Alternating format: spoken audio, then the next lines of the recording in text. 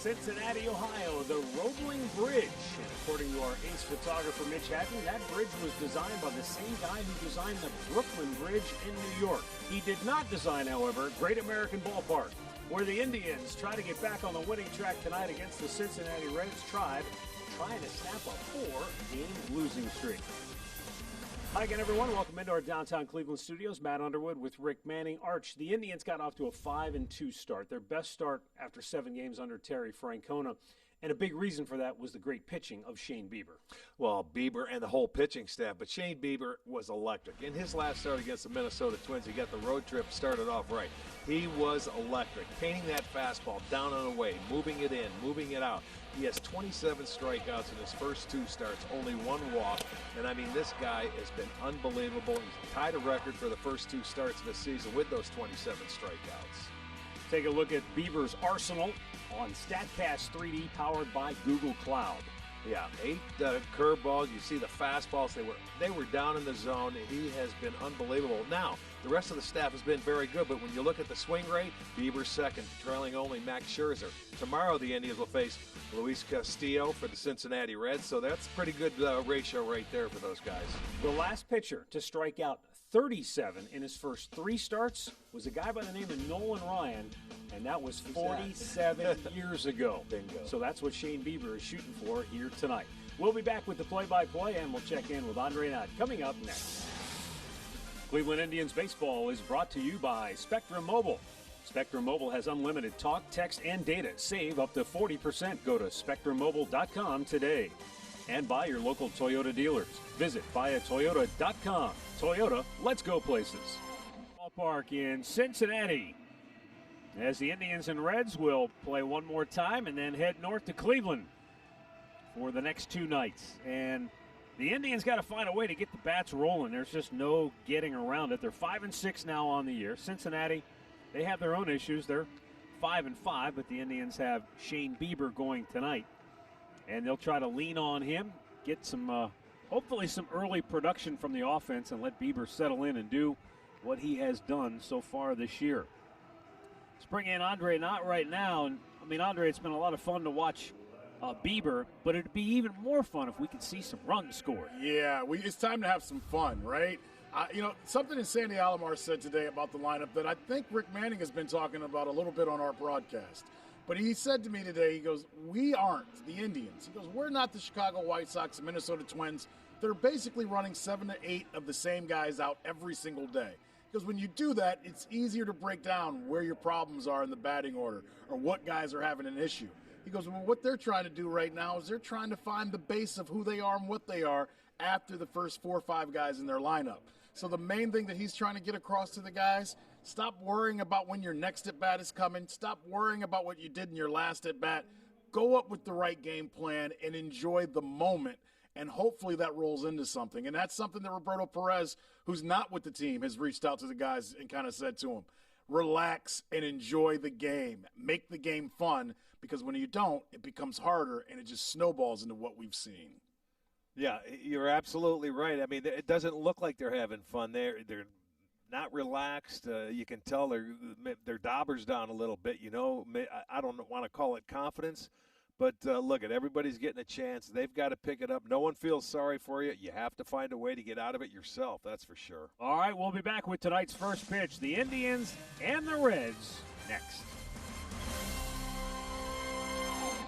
See how the shadows impact the hitters. Tyler Mahle will get the start for Cincinnati. I was looking at that right now, Matt, as you said that. Tyler Mahle will be the Northern Ohio Hyundai starting pitcher for Cincinnati, making his second start. In his first start against the Cubs, 4 innings, walked 1, struck out 4. Opposition hitting .353. He's 0-2 in his career against the Indians in 2 starts, so we'll see what they have to offer today. Well, let's see what the Indians can do offensively. This is the starting 9 under acting manager Sandy Alomar. Cesar Hernandez will lead it off. Jose Ramirez bats second. Francisco Lindor will bat third. Then it's Carlos Santana, Franmil Reyes, and Bradley Zimmer. Jordan Luplow gets the start. He'll bat in the 7th spot in left field. Sandy Leon hitting 8th, and Oscar Mercado will bat 9th. And we're ready to go. Cesar Hernandez, 1 for 4 last night, comes in batting .297. First pitch up and away, ball 1. Or did he call that a strike? Yeah, I was going to say.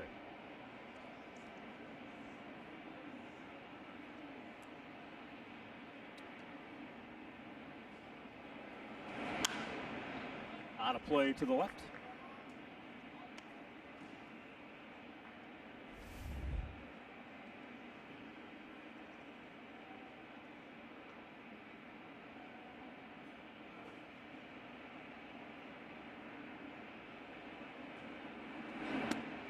Missed in off the plate, little off-speed pitch. Yeah, a little cutter right there. That's what Sonny Gray was doing early in the ball game last night. That first time through, he was trying to consciously go inside to the left-handed hitters, maybe to loosen it up for that second time through.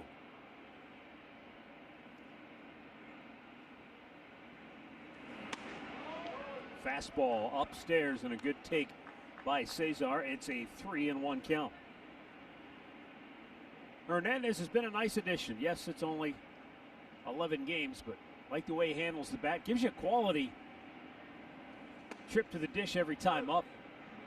And, you know, the patience right there. Looks like he was taking all the way on a 3-1. Got a fastball. It looked like a pretty good pitch to hit, but he was just going to make him get in the zone.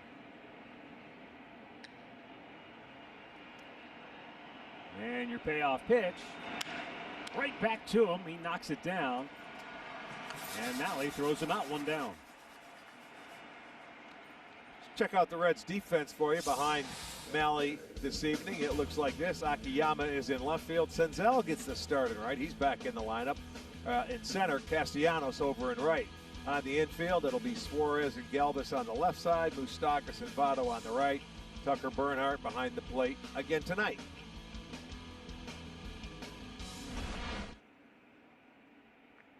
Jose Ramirez. He was hitless in 4 trips last night.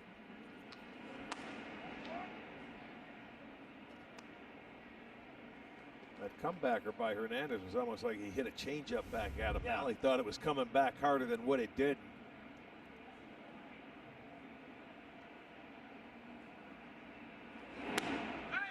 Fastball caught the inside corner, says home plate umpire Jordan Baker.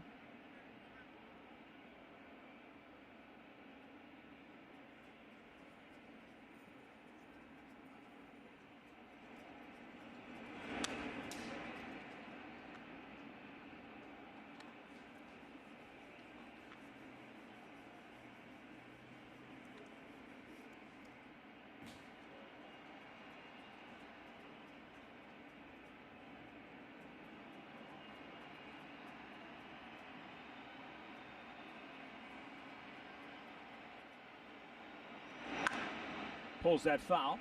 No breathing room. Get ahead and even went farther inside.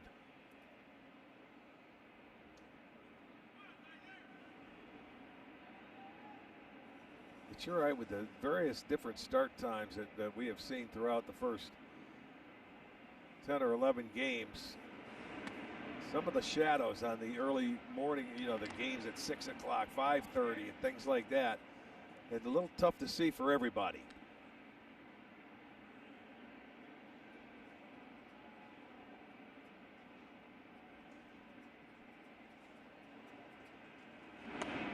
Just missed outside with a fastball. He tried to paint the outside corner, but it was away. And a full count for Jose. Yeah, that camera work right there, it's not directly behind the pitcher, and it's off the plate a little further than what it looks like on TV.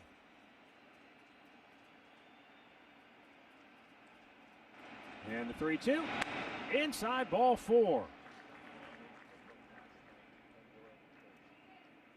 It's going to bring up Francisco Lindor, and we'll take a look at our great clip of the game from last night in the first inning, as Francisco Lindor gave the Indians the early lead. Yeah, had another hit in the ball game, but that was a pretty swing right there by Frankie.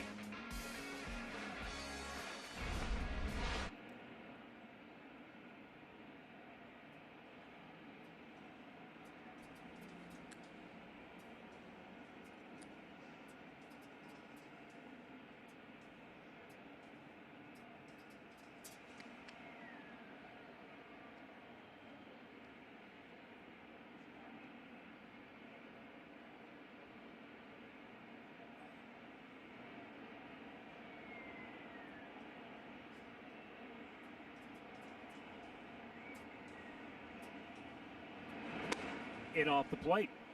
Lindor is among the league leaders in home runs with 3. Aaron Judge leading the way with 6. Teoscar Hernandez of Toronto, Christian Vasquez of Boston both have 4. And there is a whole lot of folks coming into today with 3, including Frankie. Swung over the top. His 8 runs batted in, also among the best in the AL.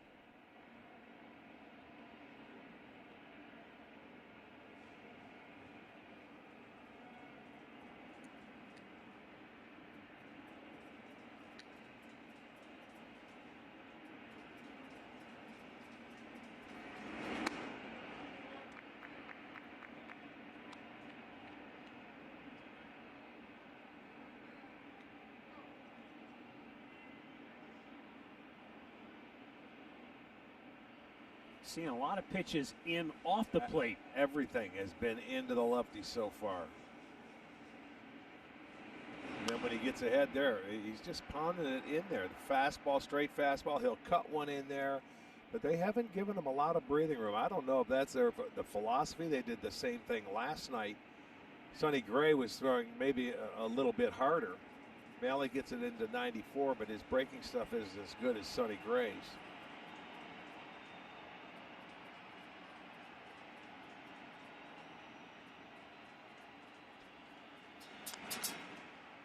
Ramirez back with a dive.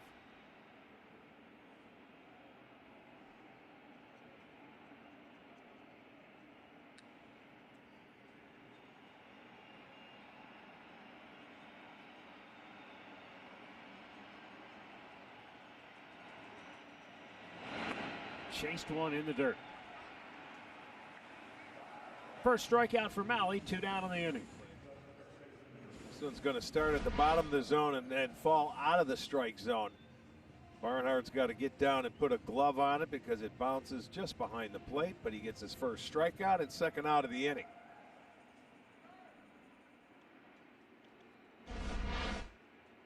Brings up Carlos Santana, 1 for 3 last night.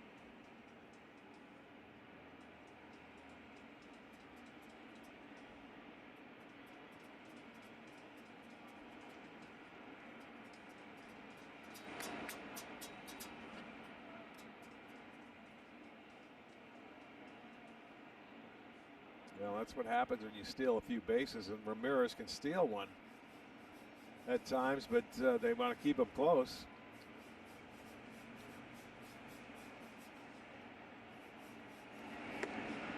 Fastball well off the plate.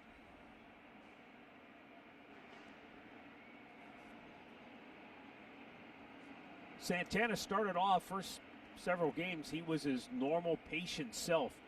But here these last few games, even he has fallen into that trap of being too aggressive at times. Or caught in between. I think that's the right thing. They're caught in between because everybody, they just don't look like they're staying back and getting something that they are looking for.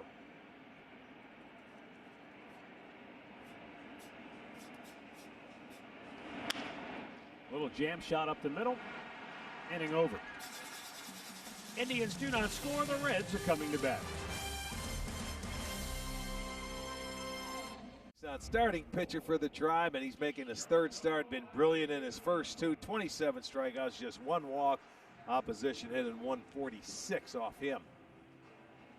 And David Bell starting 9 for Cincinnati. Shogo Akiyama will lead off. Joey Votto in the 2-hole. Nick Castellanos off to a torrid start for the Reds, batting 3rd. Mike Moustakas, Eugenio Suarez, and Jesse Winker in the middle. Nick Senzel back in the lineup. Freddie Galvis batting 8th. Tucker Barnhart, the catcher, hitting 9th.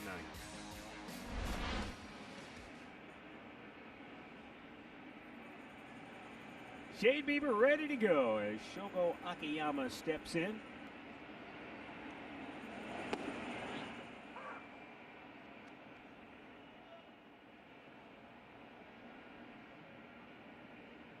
Akiyama, the first Japanese player for the Reds. Nice. Good fastball from Bieber. His fastball command, everything obviously is set up off that. It's been impeccable. So Yeah, far. it really has. He keeps it down in the zone. Oh, man. 3 pitches. Good night. Starts it off with a strikeout, and watch the movement on this pitch. Spike curve. Look at that. That's one that's very, very effective. Has been for him. He just went to work. 3 pitches, 1 strikeout.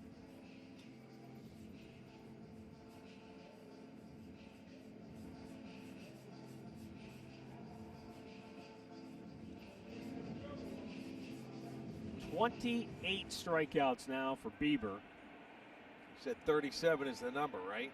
37 by Nolan. Nolan Ryan in 1973, the most through 3 starts to start a year.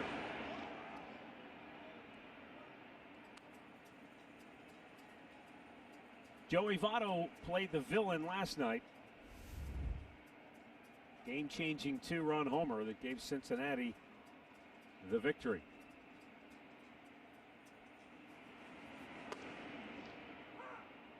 Paints the fastball again. Look at that dot right on the outside corner at the knees. Boy.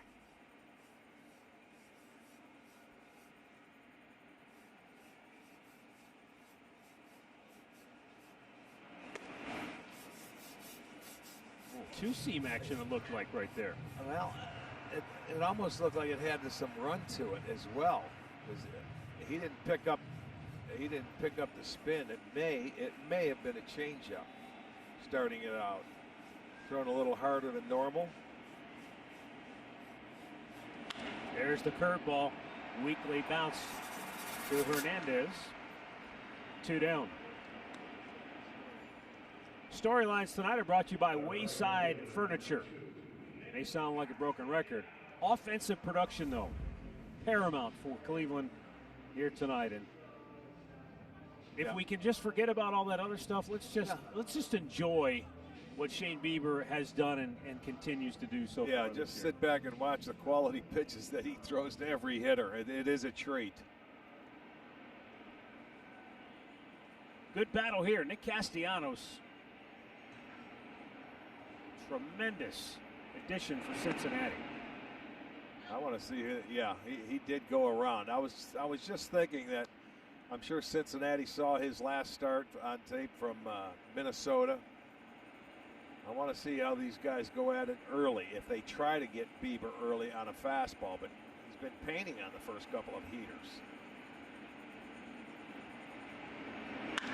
Hit well, deep center. Back is Mercado. He won't get it. It is gone. That ends the scoreless inning streak for Bieber, and Castellanos stays locked in. That is his 6th home run of the season, and Cincinnati will play from in front tonight. He did that last night, if you remember, in the first inning, and he didn't get all of it, or it just died in deep center field. Then he came back later in the game and smoked it out of Yeah, here. his next at-bat. Let's see where this pitch is. It's going to be on the inner part of the plate. He brought his hands in, but there's his approach.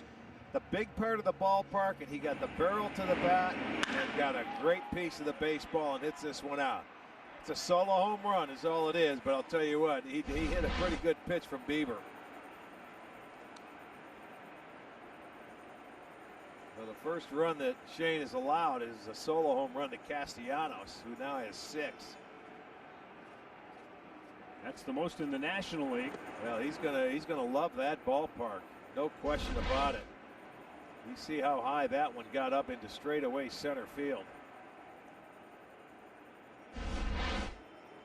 Castellanos now has an 11-game hitting streak, best in the majors as well.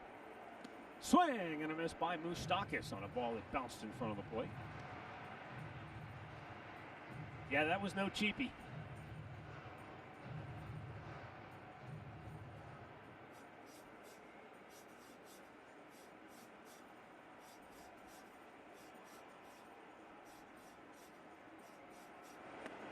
Fastball took it looking.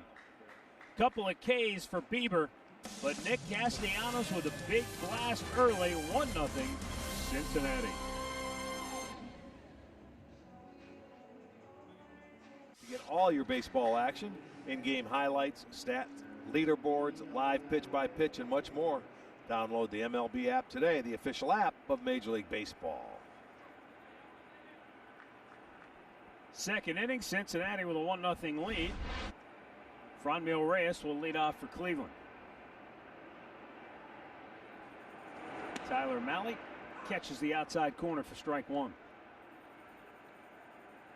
Franmil 0 for 4 last night.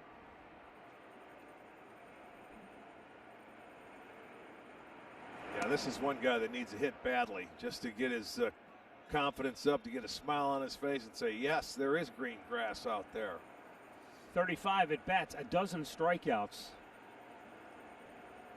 Well, he's been one that's been expanding the zone a little bit, going out of the zone, chasing pitches. And last night, he ended up getting an at-bat where he had like 4 strikes. He had, they didn't call the one fastball, so he took the second one. So he was, you talk about being in between. This is where Reyes is.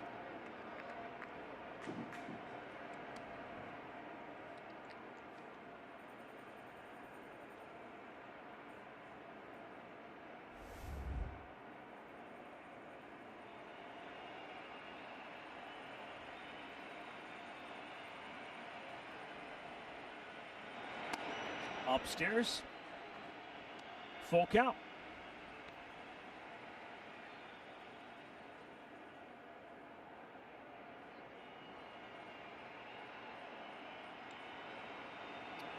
And the payoff pitch is strike 3 called. Second strikeout for Tyler Mahle. 1 down here in the inning. Slider that just kind of hung right in the middle. Yeah, of the it plate. stayed right there. He might have been looking for it away, but took this called third.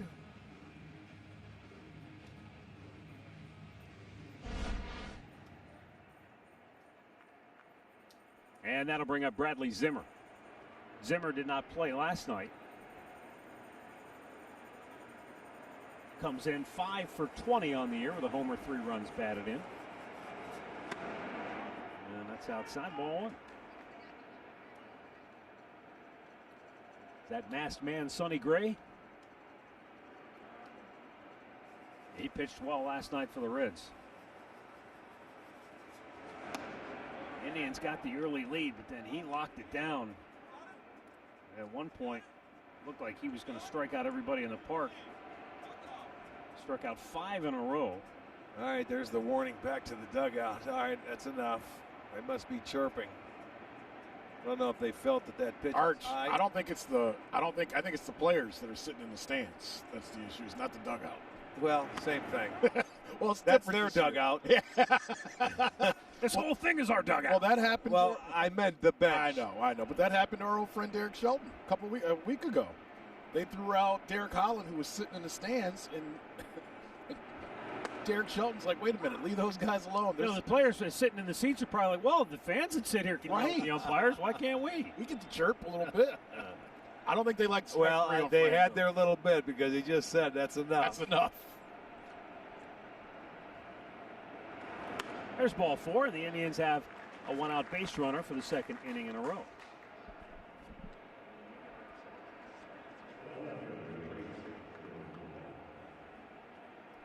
Zimmer takes his walk, and Jordan Luplow coming up. Stats with Lowe's. 28 runs scored for the first 11. Ouch. Fewest since 1943. But on the bright side, they've only given up 28.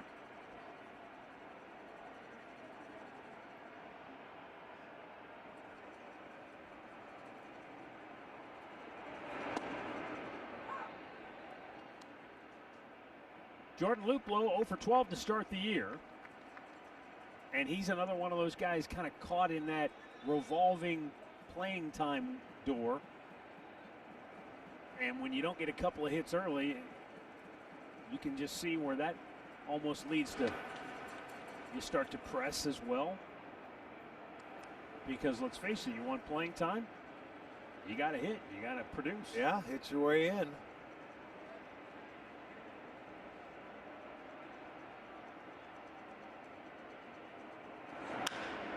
Goes the other way, hits it well, deep right field. Back is Castellanos, makes the catch. And back to first goes Bradley Zimmer, 2 down.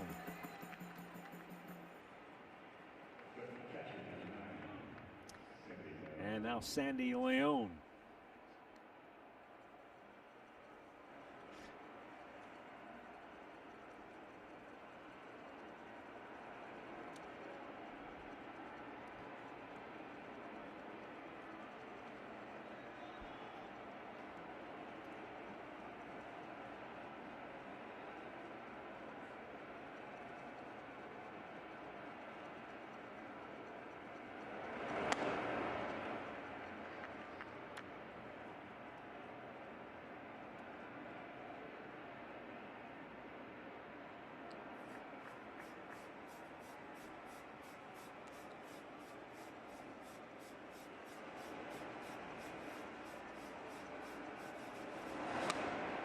Both Roberto Perez and Delino DeShields trying to get back on the field and get some at-bats to try to accelerate their return to big league action. Last night, they fell victim to Mother Nature, didn't get a chance to. Yeah, unfortunately.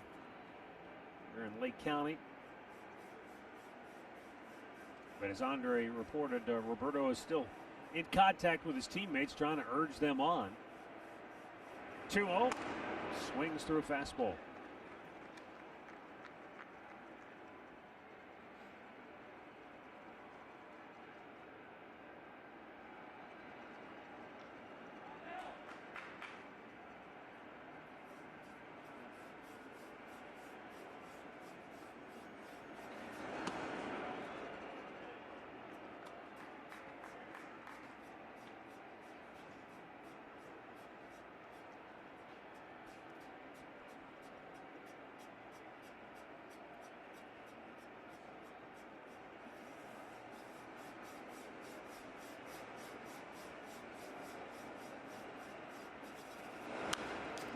So now 6 Indians hitters in the first 8 have seen at least 5 pitches in an at-bat. Now that, to me, could be a blessing or a curse.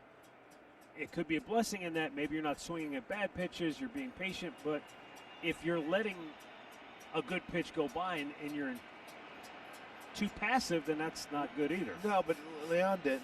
He had a nice 3-1 fastball to hit, and he fouled it back. And that's what a lot of these guys are doing. When they do get a pitch to hit, they're fouling it off, and they're not putting it in play. Zimmer goes on the 3-2 pitch. It's a moot point. Another strikeout. Midway through the second, 1-0 Cincinnati.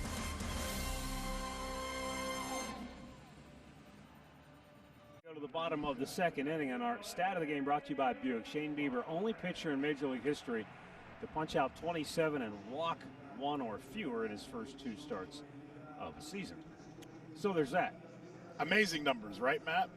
Now, Yes. Rick, you've always talked about with pitchers, and you said this about Karinchak, about having that get-me-over curveball. And when you say that, some people go, well, what does that mean? Well, I was talking to Carl Willis about Shane Bieber, and I said, what has separated Shane in his first 2 starts from what you've seen him since he came up in the big leagues? He goes, when he watched him last week against Josh Donaldson, when he needed to get a strike, he was able to have a get-me-over curveball that was a legitimate curveball. Yeah. He goes, but it got a strike. But he still has the wipe-out curveball Right. to get strike 3. And he says that's separating Shane Bieber from where he was to where he is today. Yes. I mean, you don't throw your best one early, because when they start seeing that, then later on in the game, if they face you with runners in scoring position, you don't have anything better than what you throw them, and they saw a couple of times. A lot of times they won't swing at that breaking ball early in the at-bat if you just throw a good one, but not a great one. Like that one. Yes, exactly. Well, Sandy Alomar threw something else in. He said all of his pitches are looking alike now out of his hand. He's found a better way to cover the ball up and not show it until it's coming out of his hand. He thinks that plays into the late reaction. Yeah, and that's the catcher in Sandy telling you where they, how observant he is with pitchers. I mean, that's just his nature to see where it's coming out of, and it's going different ways with every arm, the same arm slot. And he just did the curveball, what we're talking about, Matt. He just did to Suarez. He had the wipeout right there that he almost got the swing. Back to even at 2-2. Let's see where he goes with this pitch. When you say that the hitters can't hold up on it because they get too anxious. And the key for all of our pitchers, and the reason why a lot of guys are striking them out, is because those first 3 pitches, they're ahead in the count. 0-2, 1-2. That's something that those pitchers do religiously, and I think that's one reason why they get so many swings and misses out of the zone. Well, Matt, remember last year we would talk about how in the world was Bieber getting so many strikeouts looking on fastballs? Remember he had that low dart that he would use to get guys out. Now he's using the curveball to do that, and it's almost like guys are sitting on that low dart waiting for it.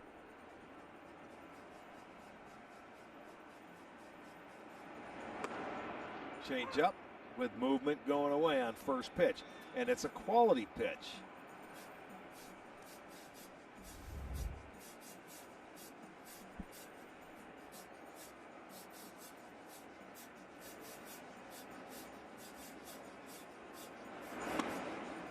Fastball in off the plate. It's got to be a treat to be a catcher behind the plate when Bieber's on the mound, and you can put anything down, and when he throws it, you know it's going to be right around the strike zone within a few inches.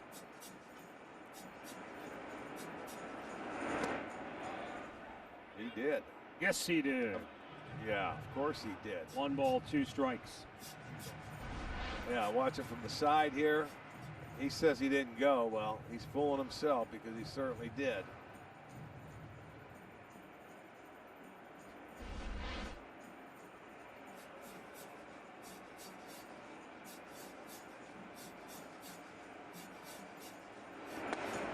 Fastball got him looking. Well, Shane Bieber has struck out 5. See, he throws a good breaking ball. He checked his swing. Now he figures he's going to get another one. He just locks him up with a heater right there, and that had a good portion of the plate. So another 2 strikeouts in the second inning. Yeah, 4 of the first 6 hitters for Shane Bieber via the strikeout. And Nick Senzel looks at a fastball off the plate.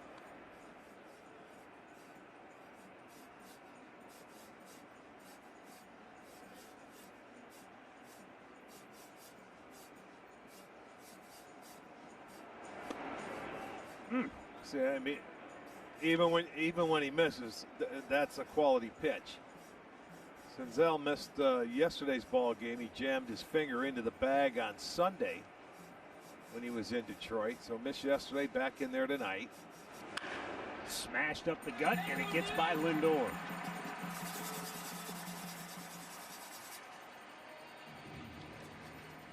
Nothing Frankie could do about that. That was hit hard. Well, he elevated it, got the count in his favor, and he didn't miss it. See that ball right there down the middle, so he took advantage of a Bieber pitch up in the zone and got a base hit. So a 2-out single. Both hits coming with 2 outs that Cincinnati has.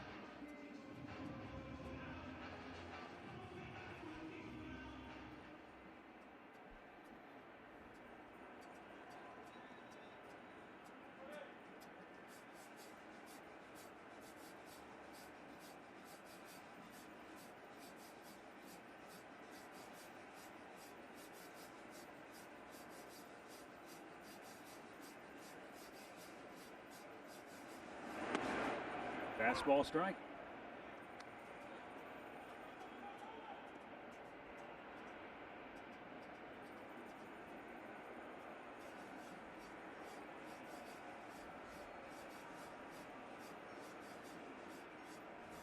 Senzel has great speed. They're going to keep an eye on him. Yeah, well, he heard it on Sunday. I told you, going into second base head first with those hands, and jam something into the bag. If he steals, we'll see if he goes feet first.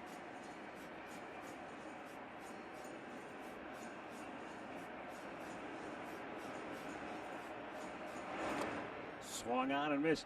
Fans who are watching, what sounds like maybe fans making some noise, that's actually the grounds crew.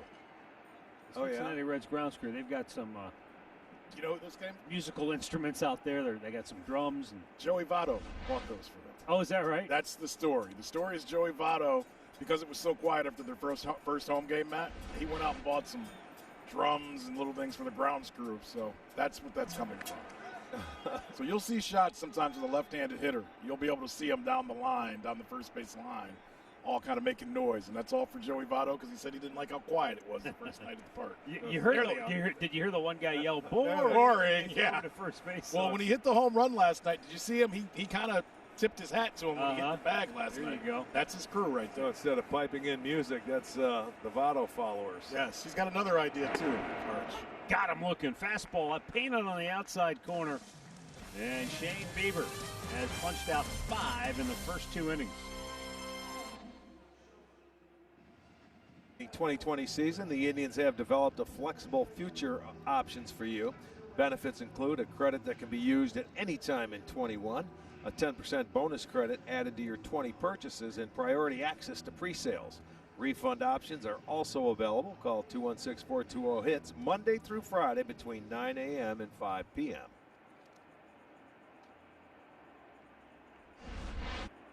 Third inning, 1-0 Cincinnati. Oscar Mercado will lead it off for Cleveland.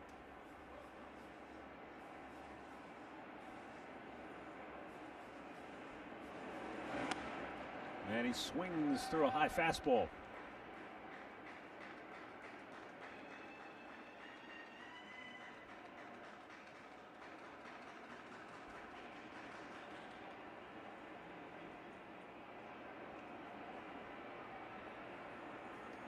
You see Freddie Galvis pulled around on the left side of the Reds infield.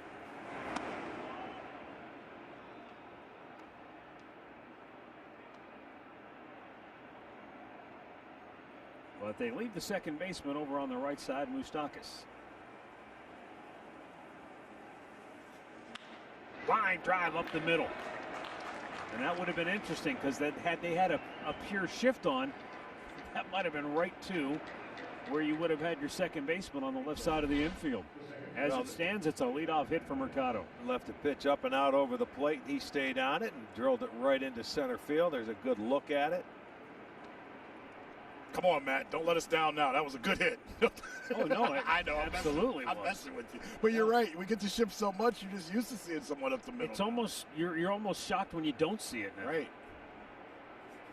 Remember, for a while, it was only for left-handed hitters. You almost never saw. Only a rare shift for a right-handed hitter. Now, it seems like they're shifting on just about everybody. Yeah, they certainly do. Arch, I don't want to get too aggressive, but we talked last night when you're not hitting to try to force the issue. Yeah, you know, like where's that line of being too aggressive and not aggressive enough right now? Well, you just have to wait and see what kind of move he has and can they do it. But I mean,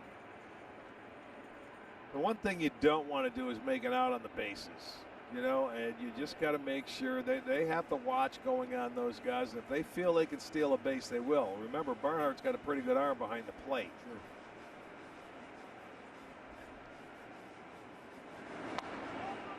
Cesar was thinking about a bunt right there, but he got spun out of the way of a fastball, so count as 1-1.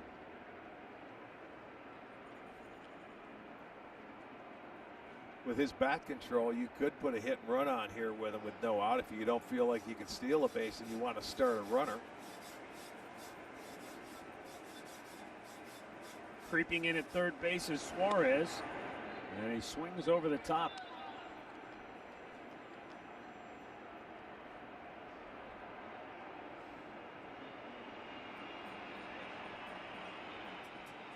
Not quite as much as Votto, but you see Hernandez choked up on the bat.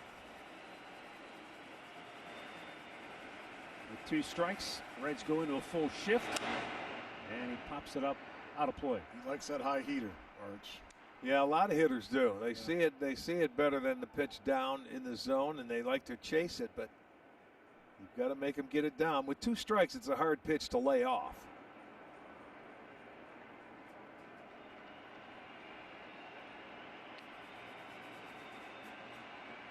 You know what they do after a high heater, though? Low and soft.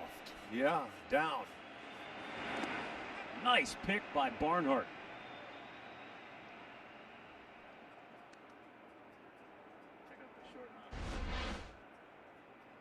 Made a nice pick like this last night on a backhanded side to throw somebody out. That was Hernandez. I believe he got last night with that.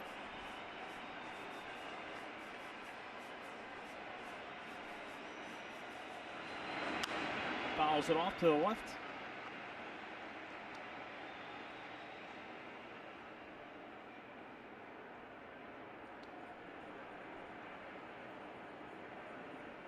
Something that's been missing from this offense all year that we talked about a little bit, but we haven't followed up on is the back-to-back hits. They did have it last night in the ball game after the Lindor home run. Santana came back and got a single. But that's something, back-to-back hits. Normally you take for granted when an offense is swinging the bats the way they should, but it's been a few and far between with this offense for the Tribe.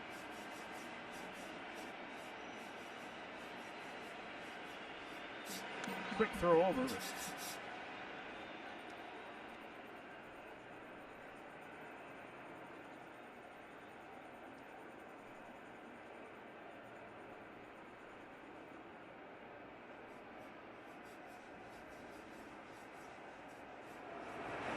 Tried to hold up, but he went around, strikes him out. Fourth K for Malley, one away here in the third inning. Injury report brought to you by the attorneys at Elk & Elk, Roberto Perez, Tyler Naquin, Delano DeShields, all trying to get their rehab jump started. That's the unfortunate part.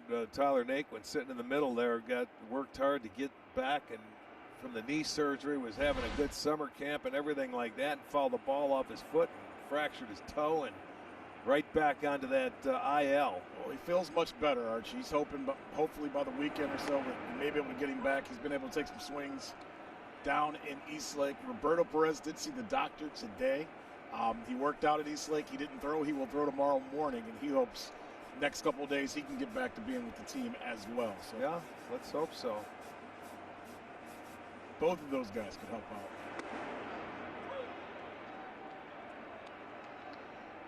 0-2 the count on Ramirez.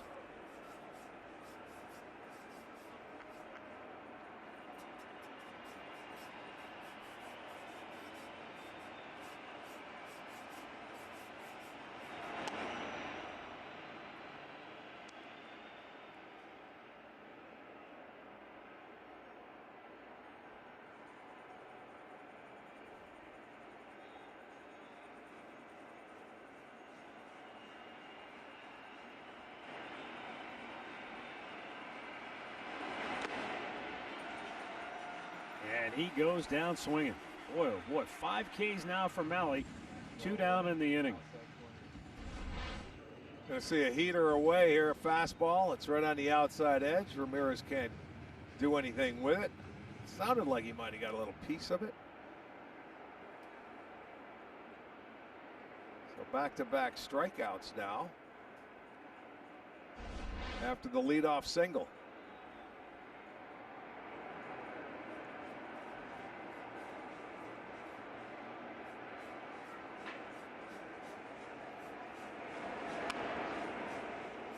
With the shift on, Lindor was just figuring, well, we can't seem to buy a hit any other way. If I can steal one, I'll take it. That's how frustrated they are. This is one of the only guys that could hit one out of the ballpark the way he's swinging. Did last night. But there's the shift you were talking about. So he's willing to take that bunt hit. And that ballpark, swing the bat. Cincinnati's basically saying, if you want to go ahead, take it. Yeah. No kidding. They didn't change. And they hit him.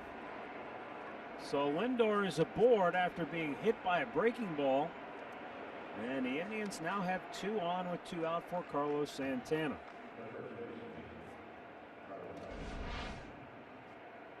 There's that little cutter or slider, and Frankie comes back and pulled his leg right back into that pitch, trying to get out of the way of it.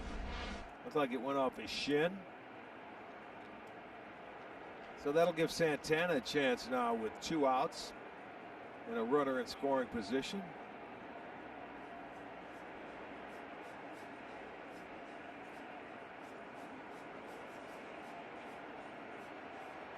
He was jammed his first time up on the cutter in. He's caught in between as well.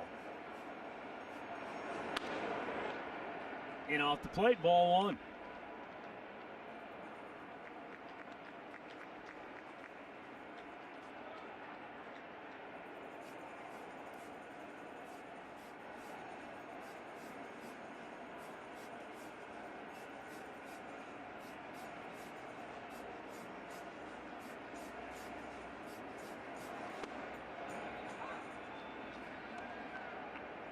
He was so consistent and so productive last year.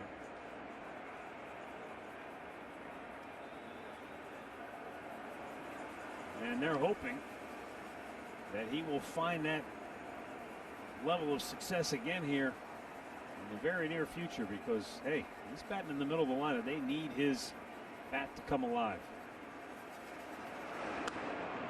Swung through a fastball just in off the plate, and he's in the hole 1-2.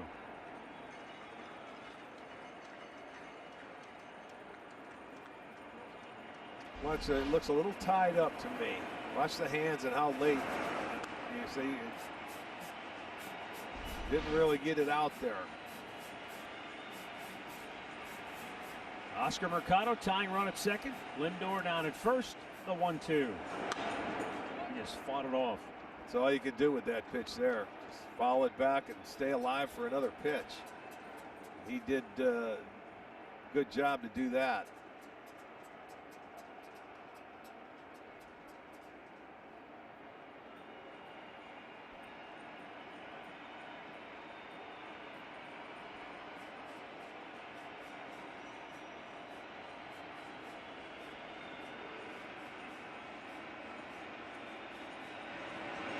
In the dirt, and a nice block by Barnhart.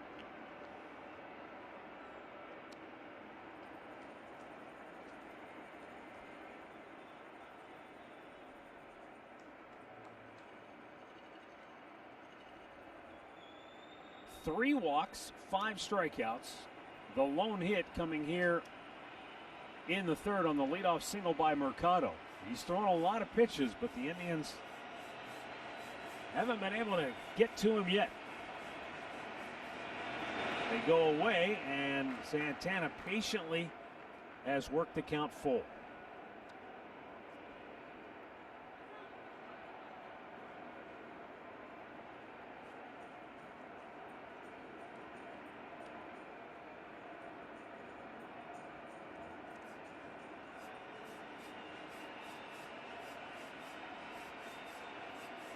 Mercado and Lindor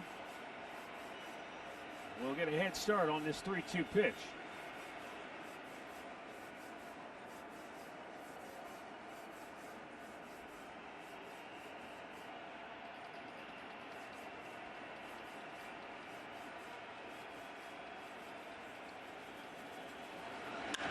In the air, center field, Senzel, inning over. 2 stranded. Midway through the third, 1-0 Cincinnati. Look, they're counting on him to keep him in the ball game. He's given up 1 run. That's what an ace does. And that's what, yeah, exactly right. You know, you get 22 starts following an Indians loss. Your record's 12-5. You've got a nice ERA, but the key is your team has a really good chance to win a ball game with you on the mound. That's what a true ace is. He's got Tucker Barnhart, 9th place hitter to lead off.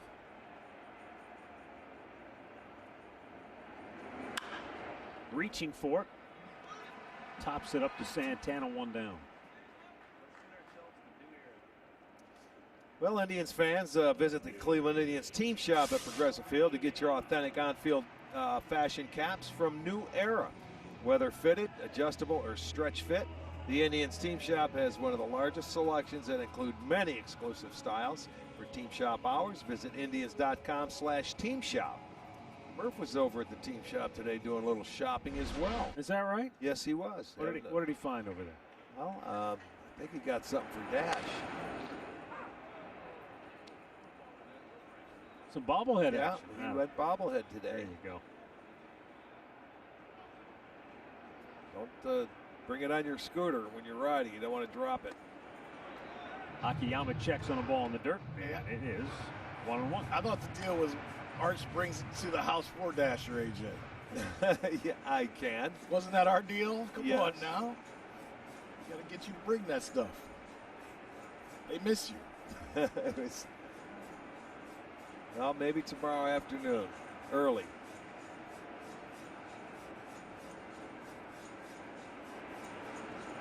Oh, nice breaking ball. There's that 1-1 pitch that you just throw over, a good curveball for a strike, and now you're ahead in the count. Again. Bottom fell out of that one. Akiyama able to lay off.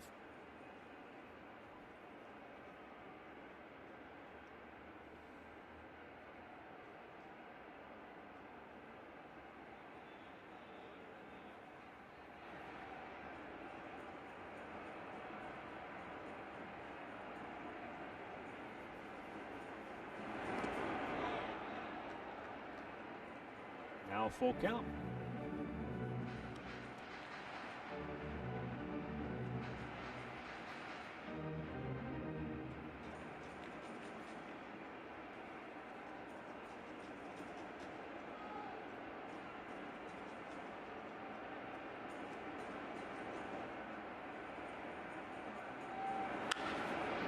Challenged him, and it was in off the plate, and all he could do was pull that foul. Well, he figured he had to get something relatively straight because he went with 3 straight curveballs that he was never chased after he got up to 1-2. It's hard to tell. That looks like David Bell. Yeah, to I me. think that's him. I know it. Weak ground ball backhanded by Cesar Hernandez, 2 away. Kia give it everything. Last night, Joey Votto broke Zach Plesac's heart with a game changer, a 2-run homer. That's number 287 on his career. And look at the company he's in the Reds' all-time home run list. Yeah. And the walks, yeah. Bench leads the way. Frank Robinson right behind him and tied with Tony Perez.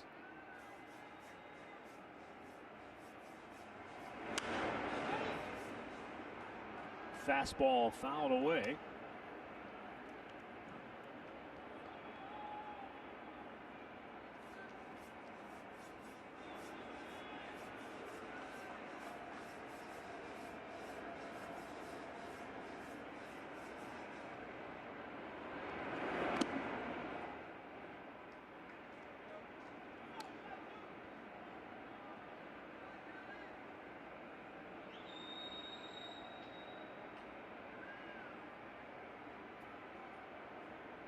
I don't hear his band. Maybe he told him to be quiet when he bats. Good pitch.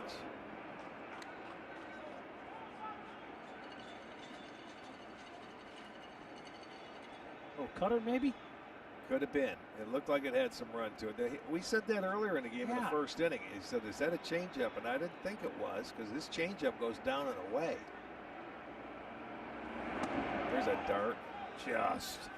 Just barely missed. But that's the kind of eye Votto has on the plate as a hitter.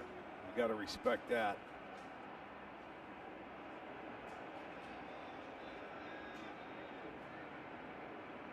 Comes another one. Had to swing at that one. It was in the box. And it stays 2-2. Yeah, that's definitely David Bell. You can tell even with the mask.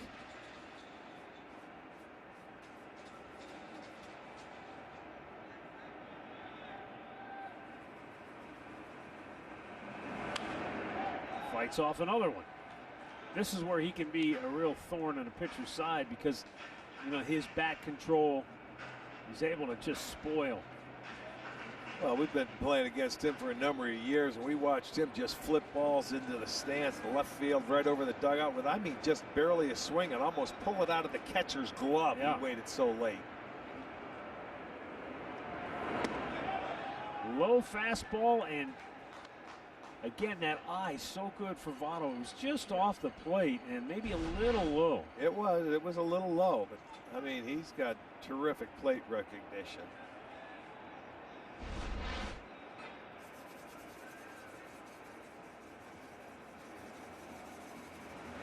Going out there again, and he just missed again.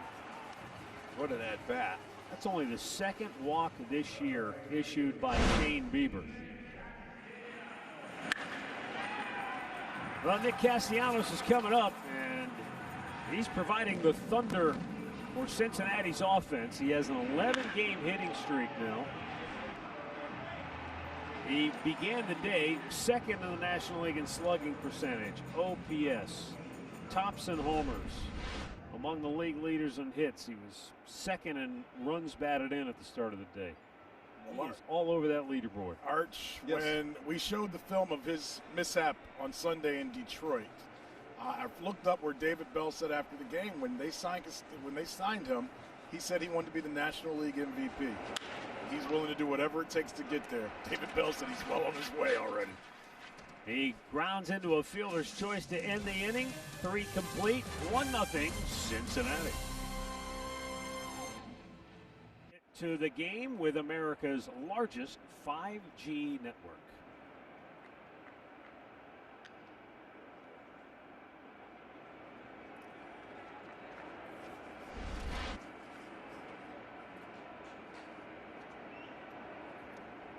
Franmil Reyes leads off for Cleveland here, 4th inning.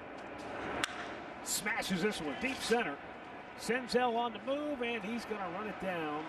1 away.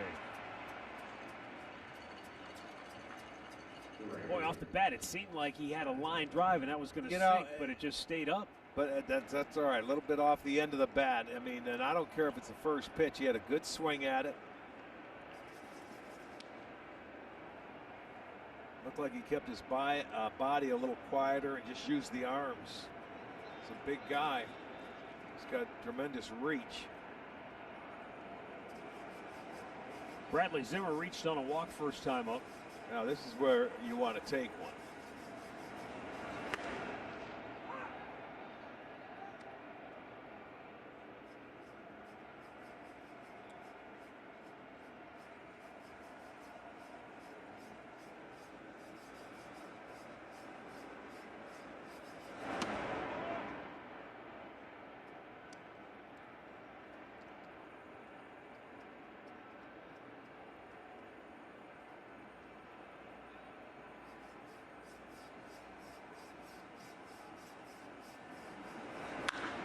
Drilled deep right on the move and making the running catch is Castellanos. 2 down. Boy, he definitely barreled that one up, but didn't hook it quite enough to get it down into that corner.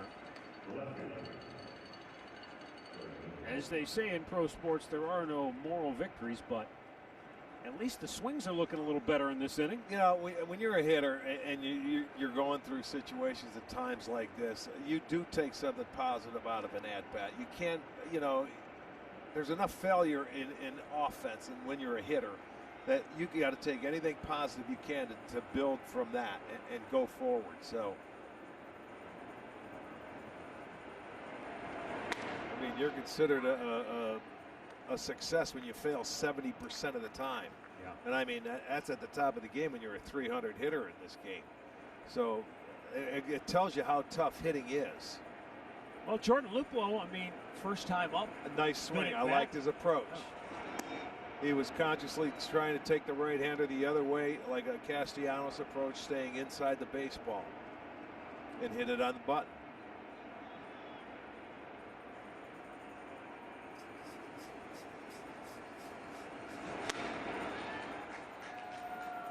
Had his fastball to hit there, and it was 95. Couldn't barrel it up. It's 1-2.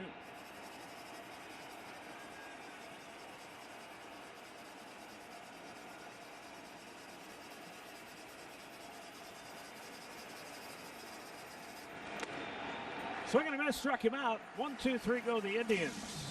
Go to the bottom of the 4th. 1-0 Cincinnati. Give-a-thon presented by Call It Giving. It will take place on August 21st.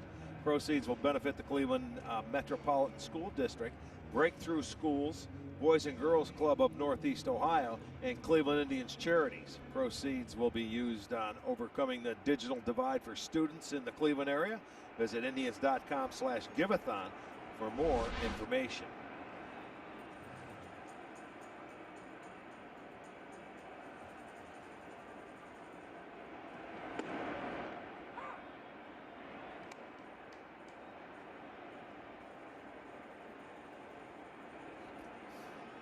Mike Moustakas called out on strikes his first time up.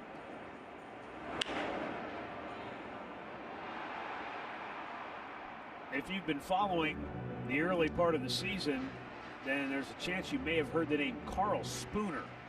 Yes. That was the name that surfaced when Shane Bieber struck out 27 in his first 2 games. That was the record he tied for the first 2 starts of a season. Carl Spooner did that with the Brooklyn Dodgers back in 1954 as Moustakas goes down swinging. Spooner's 2 starts came at the end of the 54 season. One of them was against the Pirates. The other one was against the New York Giants. And the story goes the Giants may have been kind of looking past old Carl Spooner and the Dodgers because they had already clinched the pennant. They were going to face the Indians in the World Series that year. The crazy thing about Spooner, though, is that he gets off to that start, strikes out 27 in his first 2 starts. And mind you, those were the first 2 starts of his career, not just the first 2 starts of his season, which they were, but also the first 2 starts of his career. Comes back the next year, and in spring training, he's rushed into a game. He doesn't warm up properly.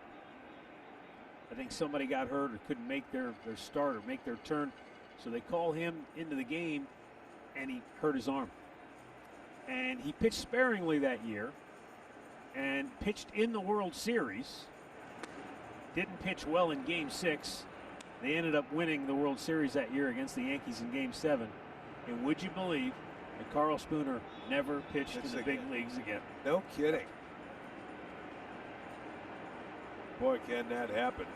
I mean, after you have the first 2 starts like that to start your career, yeah, there's no place to go but down, I guess, but not by injury. Yeah, and for guys back then, and I think it was a shoulder injury, but regardless, they didn't know. There was nowhere to turn medically. You know, there were no rotator surgeries cuff back then. That was just a bad arm. Sorry, you can't pitch. You won't play. Yeah. Uh-oh. In the air, deep center. Back is Mercado, still going back at the wall. It's gone. Eugenio Suarez just 3 for 36 to start the year as his first home run. Second of the night for Cincinnati, and their lead is 2-0.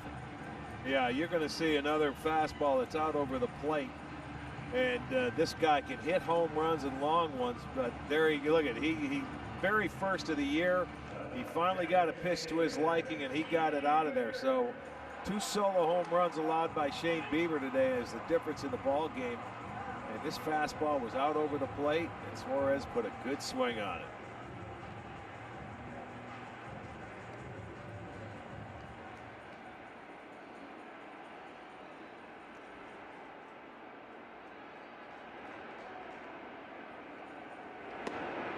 Now Jesse Winker.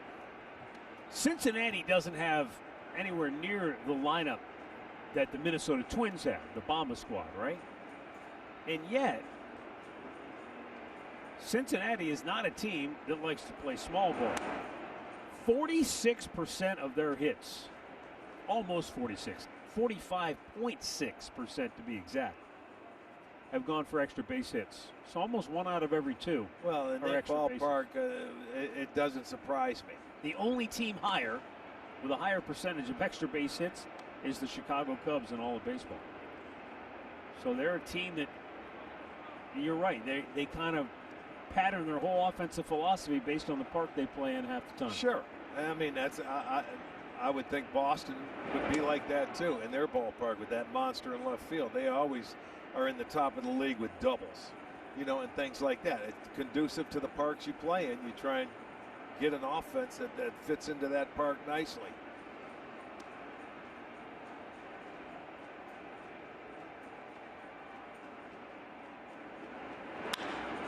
Center field, Mercado racing over. What a catch by Oscar. Good range, and that is out number 2. Almost looked like he overran it coming in.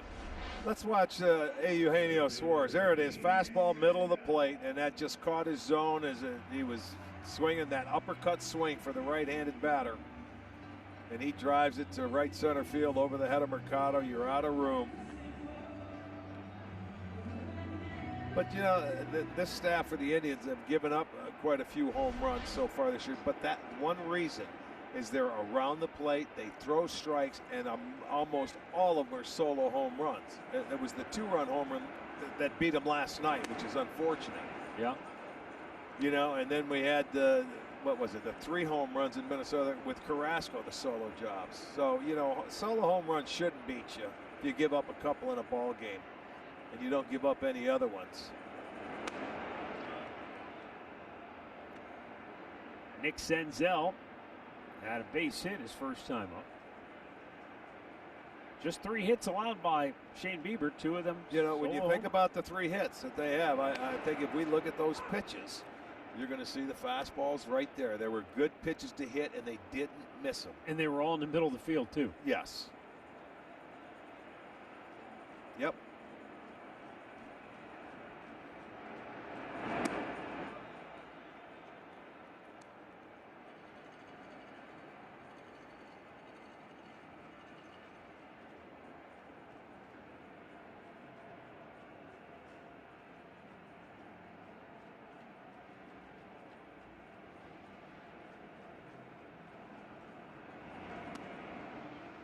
Good pitch, didn't get the call, ball 4. And that's the second walk of the game for Shane.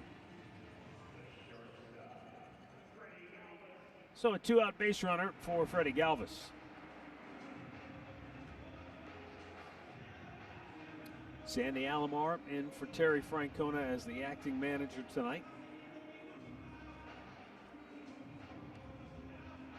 As he was last night and going back to Minnesota. Series finale against the Twins on Sunday.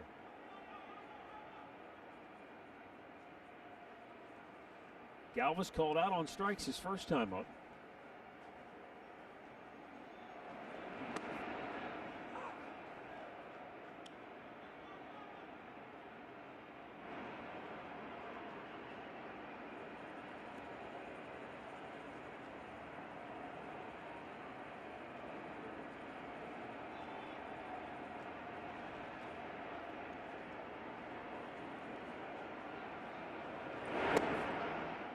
A little low with a fastball, 1-1.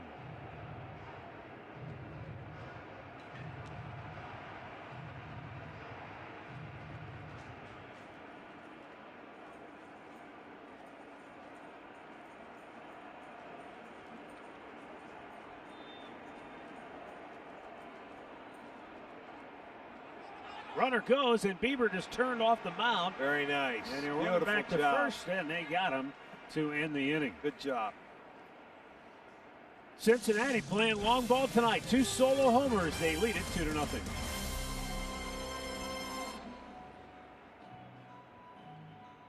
Baseball is brought to you by your local Kia dealers. Visit kia.com to see what it means to give it everything. By the injury lawyers at Elk & Elk. Proud partners of the Cleveland Indians. Call 1-800-ELK, Ohio. And by the Cleveland Clinic. Your safety comes first at Ohio's #1 hospital. How about our guy Mitch Haddon? He climbed to the top of that bridge last year when we were in Cincinnati and took some amazing photos and videos. Yeah, he misses it. He wanted to go out there today. Yeah.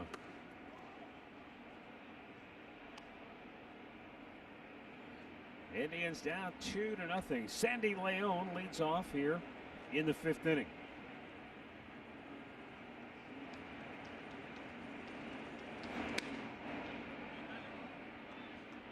It's only 2-0, but Cleveland is one of 5 major league teams on the year without a comeback win. Well, we're getting to the point of the ball game now. After the 5th inning, I think they've only scored 4 runs all year. The 6th, 7th, 8th, and 9th. Yeah. So, I mean, they're down 2, but it seems like 5. Actually, 3 runs. Was it 3? Okay. After the 5th inning? 2 in the 6th and 1 in the 7th. Okay. So 3 runs. As Yogi would say, it gets late early. It certainly does.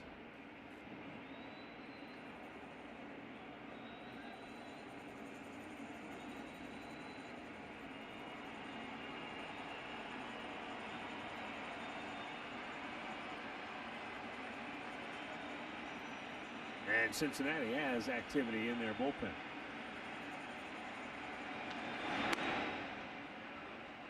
Yeah, I mean, he's going through the lineup. This will be the second time, and he'll have somebody ready to go when he starts through that third time in the lineup to turn it over to the bullpen.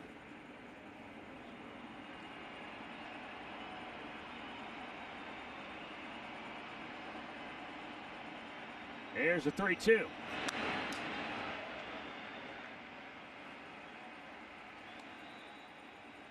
Was that Pedro Strop in the bullpen for? Yeah, it is.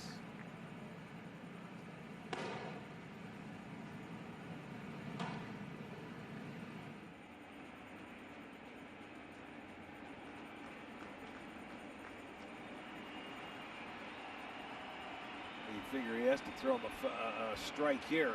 It's like a fastball up. Let's go, elevate it. It's hit hard. Deep right center. Castellanos giving way to the center fielder, Senzel, who makes the catch just shy of the wall for out number 1. So 3 of the last 4 batters have hit the ball hard and nothing to show for it, as this one dies just about a couple of feet short. Good pitch to hit. He hit it. Warning track power right there. Gets the first out. Look at Malley, thought he gave it up. You see his head looking down to the ground thinking, oh my goodness. But no siree. And so it goes for this Cleveland lineup right now. Oscar Mercado singled his first time up. It's the only hit so far for the Tribe.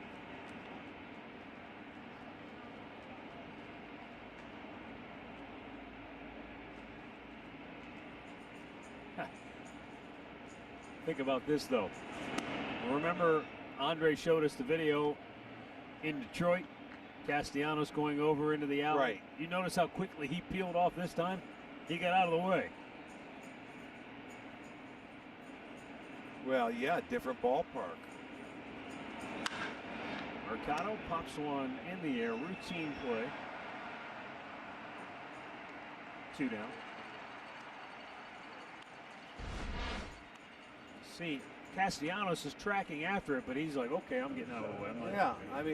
Not even going into your neighborhood. He's calling for it, and he should. In Detroit, that's right about that area is where right center really bellies out. Yeah. You know, so you have to go over there and come in. But, yeah, anytime you have a center fielder and him out there, you take everything you can. Cesar Hernandez 0 for 2 tonight. Comebacker to the mound in the first, went down swinging in the third. And he lifts one in the air. And again, it's Senzel. He's got the hat trick. Halfway through, 2-0 Reds.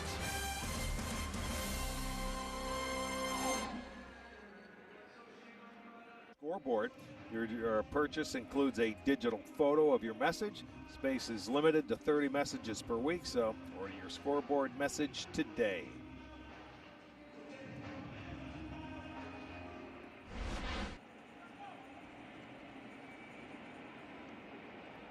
Shane Bieber has the bottom of the order. Freddie Galvis, Tucker Barnhart.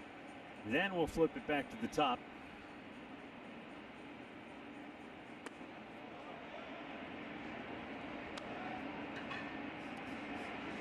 Galvis was at the plate when the 4th inning ended. Nick Senzel thought he had Bieber timed. He took off, but Bieber never started into his delivery, and he just was able to step off the back of the rubber and had him caught dead to rights. Top to first. Bieber is there. 1 down. Mid-game recap brought to you by your local Toyota dealers. 2 out, first inning. Nick Castellanos, his 6th home run of the year. 1-0 Cincinnati. Stayed that way to the 4th. Eugenio Suarez, he blasted one to straightaway center. That's it. Yeah, they've given up the Indians 10 home runs in the last 5 games, but that's it. He's given up another single, and that's all the Reds have. But that's the difference in the ball game. Indians with just 1 hit. That's hit hard. Back goes Mercado, and he is able to run that down. A line smash in the center. You know, somebody was asking me the other day, and again, there are so many statistics in terms of metrics now that are tracked, various websites and all the front offices. Somebody was telling me, they said, you know, it's amazing, as well as Bieber has pitched, his hard hit rate, in other words, guys who barrel up the ball, and I don't know how they track these things, I don't know what the various metrics they are that they use, but they said it's amazing he's pitched as well as he has with the number of hard hit balls that have been put in play against him. Okay, you look at those numbers, and I watch him pitch, and I'll take my eye test, thank you. As hard as they hit him, you know. How about as hard as they miss him, too? Well, that's the other thing. You can't discount the swings and misses, and we talked about that earlier in the ball game. His swing and miss rate is the second best only to Max Scherzer in the majors. So, well, and my point being that he comes out, and how many guys? Oh, he's out. He thought the ball hit him. Oh, he did. He thought that hit off his foot. Yeah. Jordan Baker said, "I didn't see it that way." Well, the Indians are thinking it's a 1-2-3 inning, and let's hope it is, because that's a nice quick one for Shane. Baker says it is. Okay, good. David Bell, I don't think he has. You can't challenge that. No, you so can't that's challenge the end that, of right. the inning. A quick one for Shane Bieber.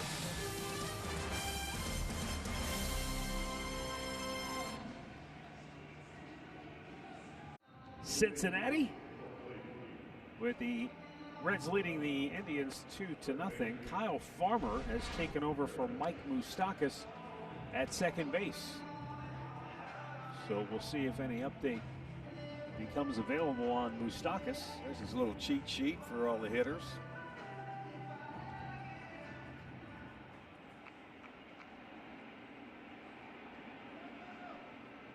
So Malley still runs it out there after having a pretty quick inning in the fifth himself.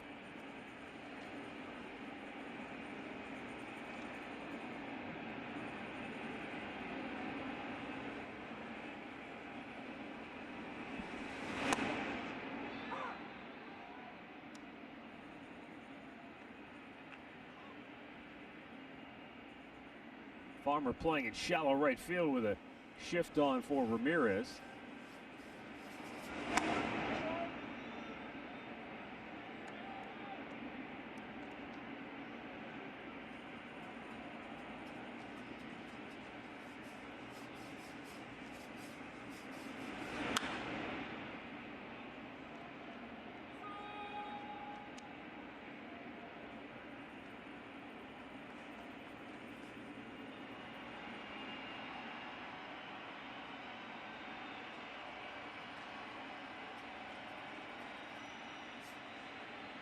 Jose walked in the first, struck out in the third.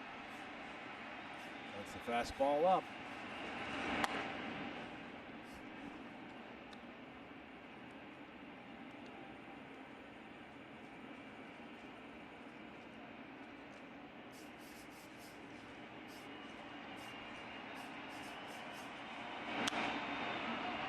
And he pops this one up right at home plate. One down. Well, if you haven't heard by now, earlier today, the passing of a legend, former longtime Cleveland meteorologist Dick Goddard passed away at the age of 89.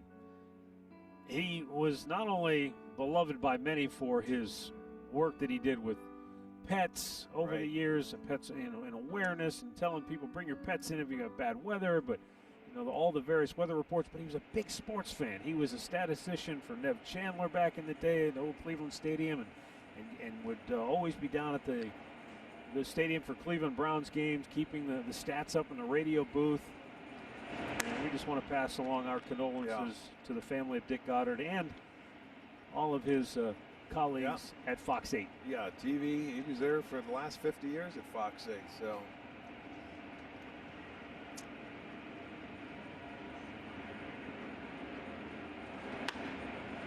Several years ago, we were doing something together for skin cancer awareness. And he told me something that I couldn't believe it, but how could you doubt Dick Goddard, right? Yeah.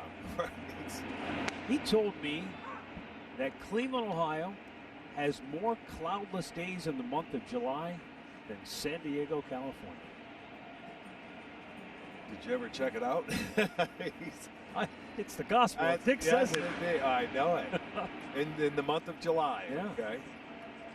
We must get that marine layer out there in the June West and Coast. July, early summer months. But you think back this past July, it was spectacular here. Yeah, yes, it was. No question about it. It's been rainy here while the Indians have been on the road, but it looks like as they return home tomorrow, it's going to be really nice for the next several days.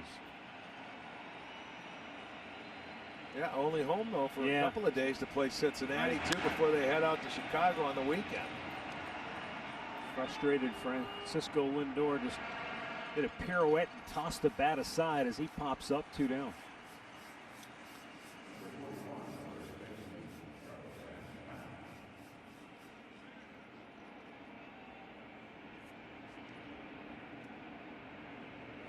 Up comes Carlos Santana. Bounced into a fielder's choice to end the first. He fly to center to end the third. We thought we'd see Pedro Strop, but Mahle, why would you take him out? He's rolling. Well, and David realizes that. He came back. He had him up when he went out to start that 5th inning, and he breezed through it, and he says, okay, I'm going to send him out there probably until he gets a guy on, but he doesn't. Still allowed only the 1 hit. He's walked a couple. He's retired 9 in a row and 11 of the last 12, and the only one that reached was Lindor when he hit him with a breaking ball after Frankie had squared around to show bunt. That was with 2 outs back in the 3rd inning, and since then he's locked in. A couple of balls have been hit hard, but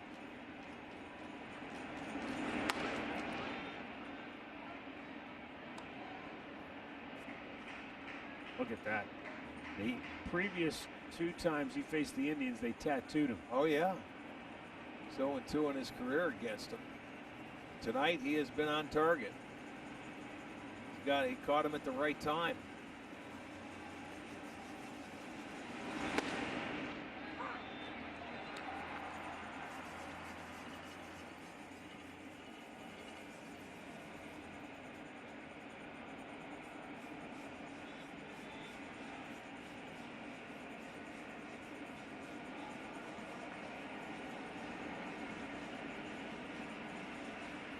The 3-1. Drilled to deep right field. Back goes Castellanos, and he's going to make the catch. Seemed like he got more of it than what he did in another 1-2-3 inning.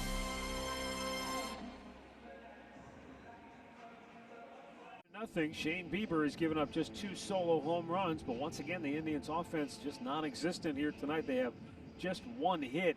And Tyler Mahle is making it look pretty easy. Well, he has. I mean, settled down. It was Mercado who has the only base hit for the Indians tonight, and the offense continuing to struggle. Although, again, a ball game, it's 2-0, and hopefully they can get it rolling. Andre, I mean, they have put some balls in play. They're starting to. It looks like they're starting to get close. Not finished. There's just nothing there to show There's for. Nothing there. I mean, we've had some hard contact, which is a step. We're cheering hard contact now. I'd rather have blue pits. You're right. Mercado makes the grab in center for out number 1. Arch, at this point, you take it however you can get it. You know, we talked a couple innings ago about even, you get a guy on base trying to hit and run, anything to get some action going to get these guys going offensively. Yeah, I mean, and the beat goes on. We've been saying this for how long now? About a week. It's been a bad road trip, I'll tell you that. Yes. Yeah, this road trip began with Shane Bieber pitching a brilliant game in Minnesota, but they only scored the 2 runs in that game, and offensively they just have not found their footing ever since they left town. And I hate to say it, we haven't, take nothing away from the ninth starter. We have not seen the top pitchers in baseball over the last week either. Exactly. Well,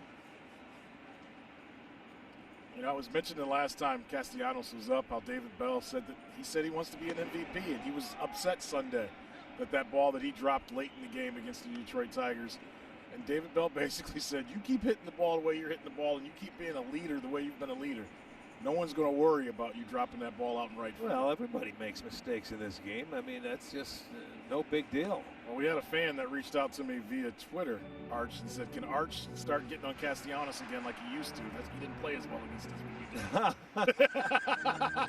Well, we saw him in the division every time. Well, that tells you people listen and watch, Arch. They know how you used to talk about his defense. Well, he you know what? You give him a break because he was a third baseman, and Detroit put him out in right field, and he didn't really want to go, but he did go. They weren't going to sign him.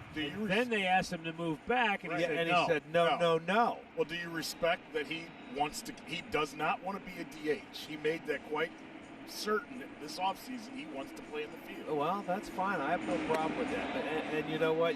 You try and you learn and you do the best you can do. And he did.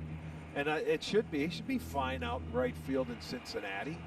But if he wants me to be mean to him and say he can't play defense, I just can't do that yet because he's hitting too well. See if Bieber can take care of him on this 3-2 pitch. Good pitch. Got him looking. Yes, indeed. You got to give him that cutter? pitch. That the cutter? It looked like a little, breaking ball. It was either a tight slider or a cutter. I didn't see the velocity on it, but I'll tell you what, it's a good enough pitch. 90 miles an hour. For some reason, that's his, sixth strikeout now. Tonight, he's throwing some pitches. I wasn't sure if they were cutters, if they were sliders. No, that had some spin to it. 7? We got 7? I got 7. 2, 3, 4, 5, 6, 7. You're right. I didn't put one down. Quick thing to bring up to both of you guys. When the season started, I know there's been some rules that have changed and gone different ways. The 30-man roster will go down to 28, Matt, on Thursday.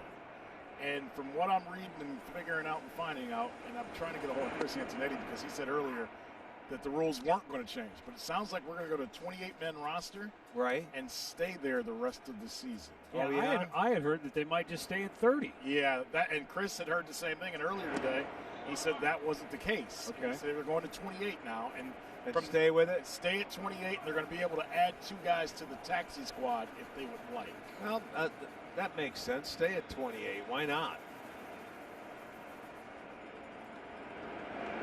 This is like you can try anything you want this year. Basically, we started. You know what amazes me when we were talking about it. The expanded playoffs had to be set before the first pitch of the season started. Right. Well, you know what? You would think that doubleheaders would have been too, because the Indians ended up playing a doubleheader 9 innings, and now you can play 7. What a play by Jose Ramirez. Boy, that was really impressive, going into foul territory, making the strong throw to get Farmer, and the Reds go 1, 2, 3.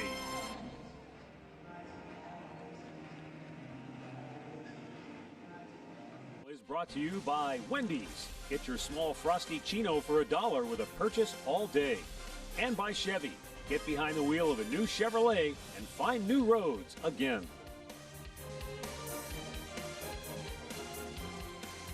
It is a 2-0 Cincinnati lead as we go to the 7th inning. Pedro Strop is coming on the pitch now for the Reds. Cleveland Clinic call to the bullpen here in the 7th. Quick pitch already. Strop began his career with the Texas Rangers. Then a few years with Baltimore. He was with the Cubs from 2013 after he was dealt by Baltimore through last year.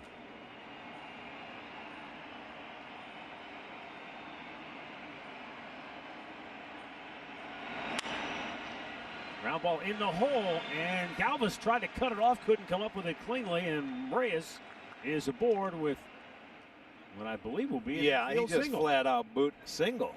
That ball's got to be made. That's not in front of it is what I'm saying. You know how they that's score an these error. things. All right, I'm saying error. There's no way that's a hit. That ball, that's routine.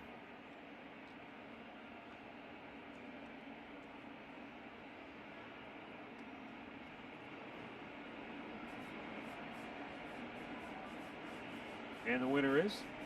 Well, we'll find out eventually. Okay. Give him an error. Absolutely.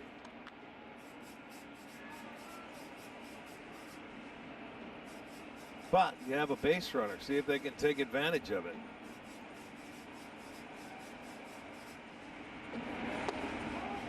Off the plate, and Zimmer, who walked in the second and lined out to right field his last time up. Hey, Arch, if you need a tag team teammate, you got Strope out there in their bullpen. Lorenzen we saw last night. Yeah. Garrett is a huge guy. Yes, he is. They have maybe the biggest bullpen, and I'm talking about the size of the guys that I've ever seen. Look at these guys. Yeah, remember Amir Garrett tried to fight the entire Pirates dugout last year. He tried to take on all of Pittsburgh, not just the Pirates.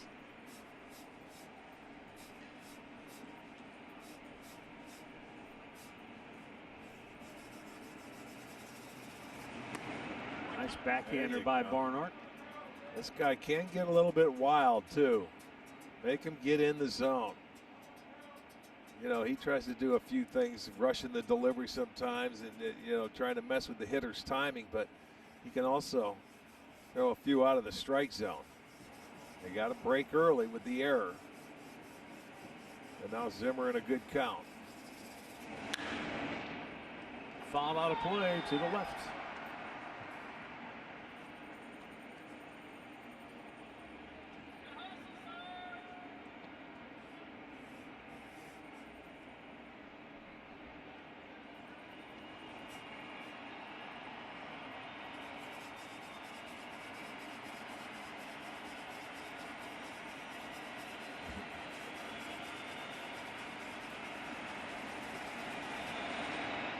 There you go.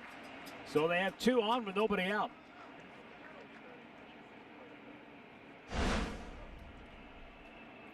Here comes, I think that's a pitching coach coming out for Cincinnati, Tyler Mahle.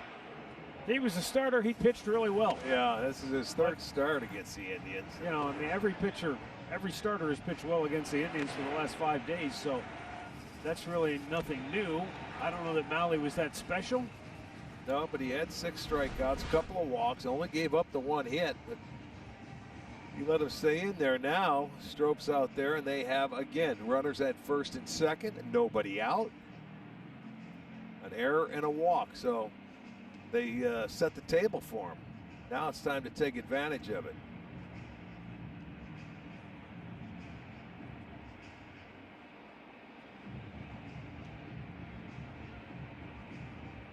Jordan Luplow will be the batter. He's 0 for 2 tonight. Looking for his first hit of the year. And what a time it would be for him.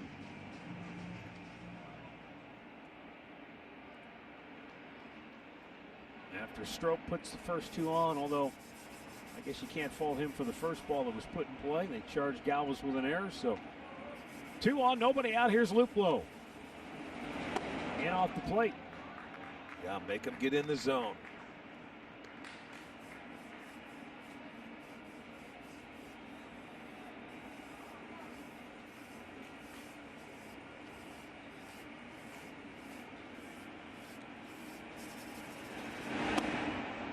Just caught the outside corner.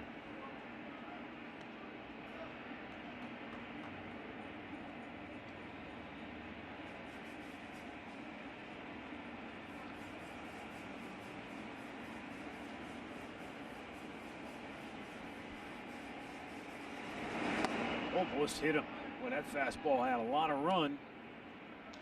And Strope was working himself into a mess.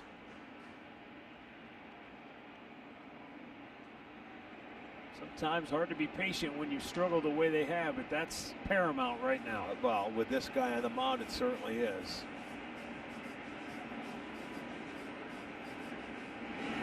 Yeah. See the count in your favor. You got a little too aggressive there. It could have been 3-1. Instead of just remaining patient, make him throw strikes. But hitters have a tendency to do that at times. You know, they want to do something so badly that they end up going out of the strike zone to try and do it.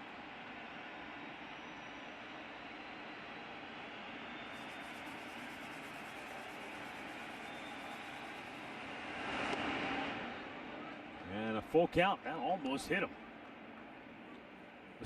Wasn't sure if he was just going to stick that elbow out there, the way things are going. Why not? Franmil Reyes second base, Bradley Zimmer at first. Nobody out, 7th inning.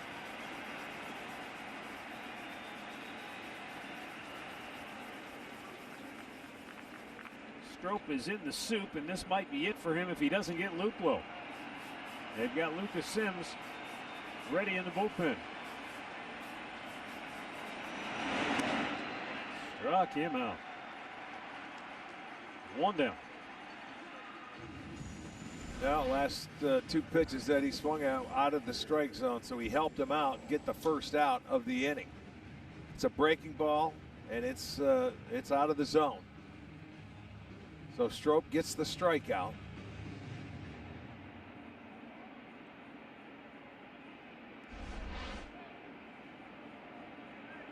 Sandy Leon is 0 for 2 and 2 out of 17 on the year. He drills one in the right field. Castellanos will make the catch, and the runners have to hold 2 down.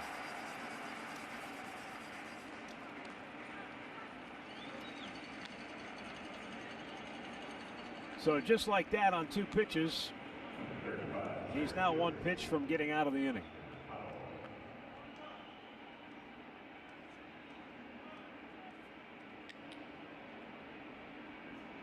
And Oscar Mercado to the plate.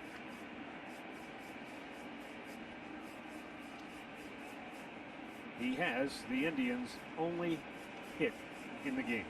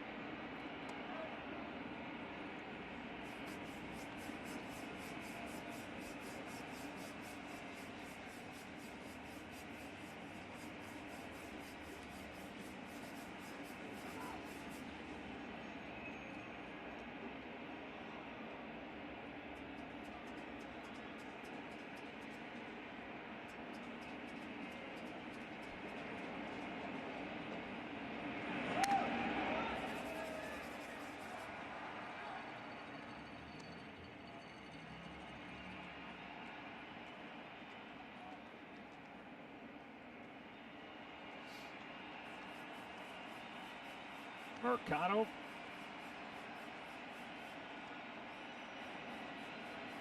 He has 4 hits on the year. 2 of them have come with runners in scoring position, but he's in the hole here.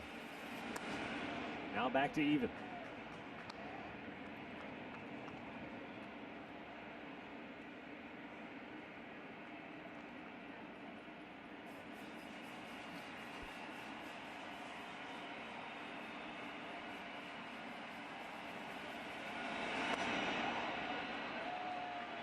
And the string is out.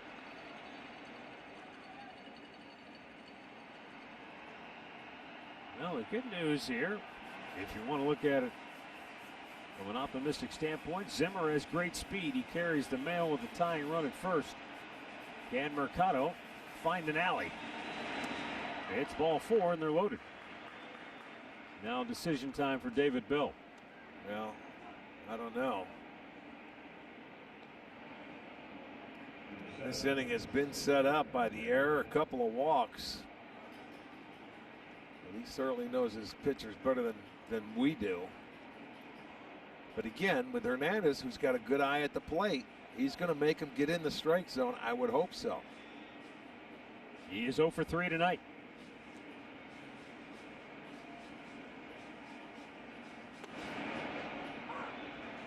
Yeah, he drops a little breaking ball on the outside edge, but nothing to do as a hitter there. Couldn't do much with that pitch.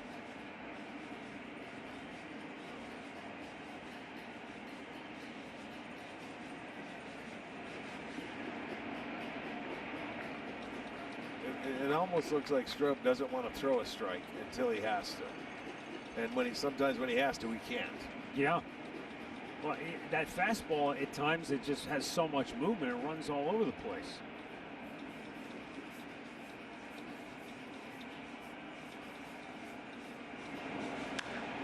Oh, Hernandez tops it foul right at the plate, and he's in the hole 1-2. So, again, you want to look at the glass half full or half empty. 2 strikes, but Hernandez has 7 two-strike hits on the year. That's the second most in the majors.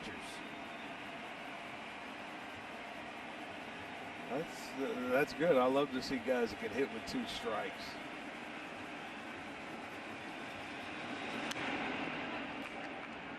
Yeah, he used to throw like 95. Now he's 91, maybe 92, and that's probably why he throws so many off-speed pitches. So you fight that fastball off or foul it off and hope he makes a mistake. Heads up on third base for a pass ball. Barnhart smothers it. Barnhart, we saw last night, does a great job, but they did have a couple of wild pitches where they were able to score a run on it that got underneath them. And you know, this guy is very capable of bouncing it.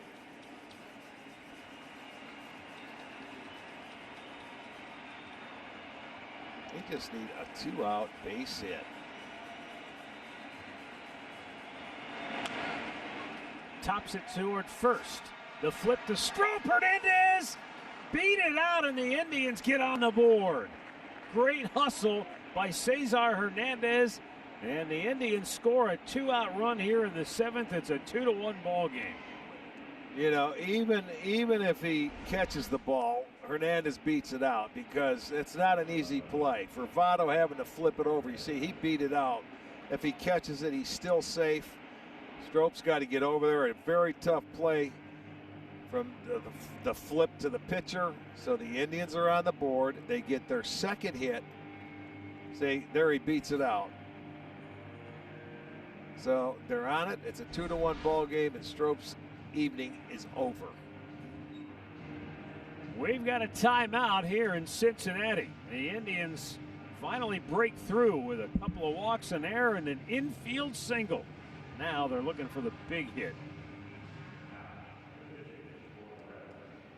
With an inconsistent performance here tonight, and so he's out of the ball game. The Indians still have the bases loaded with 2 down. Lucas Sims making his 5th appearance of the year. This is a former #1 pick by the Atlanta Braves 8 years ago. Came to the Reds in the Adam Duvall deal, along with Matt Whistler, who's now with the Minnesota Twins. Breaking ball down and in. Fastball curve. The primary pitches for Sims. Also has a changeup. Jose Ramirez trying to break it open. Indians down a run. They're loaded up. High fly ball fouled on the right side and out of play. Jose walked in the first, struck out in the third, and then popped out right in front of home plate last time up.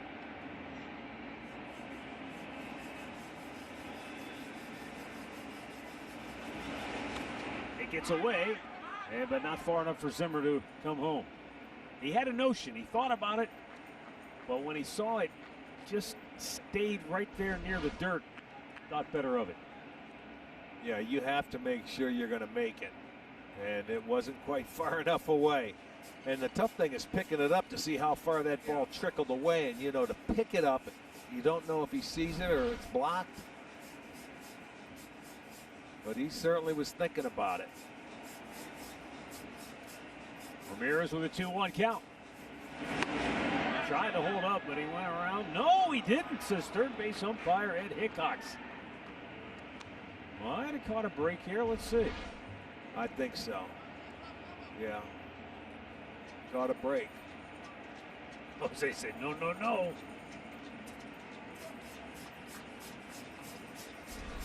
Well, now he's 3-1. Tying run at third base. There was another one foul.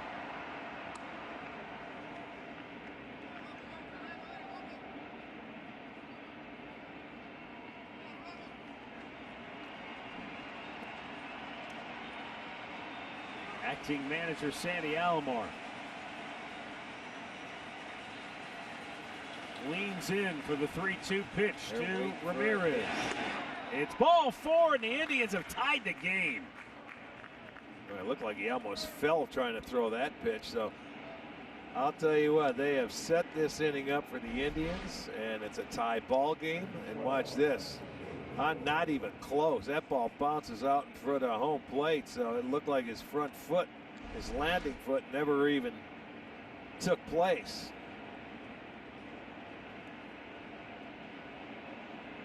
Take him any way you can get him. Right? Oh, absolutely.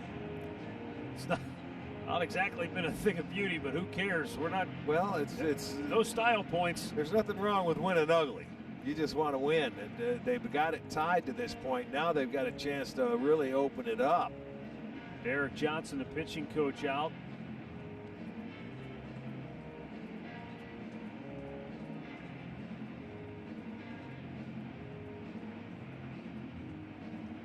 Francisco Lindor will be the 8th man to bat in the inning.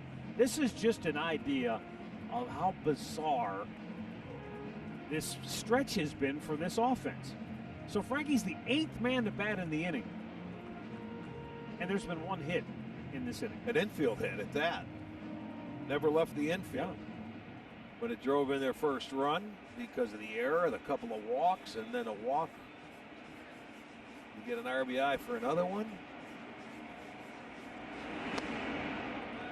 Lindor swing and a miss.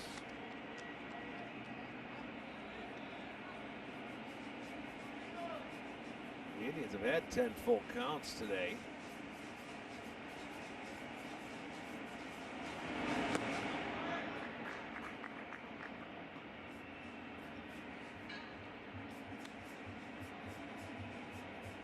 Lindor leads the Indians with 8 runs batted in.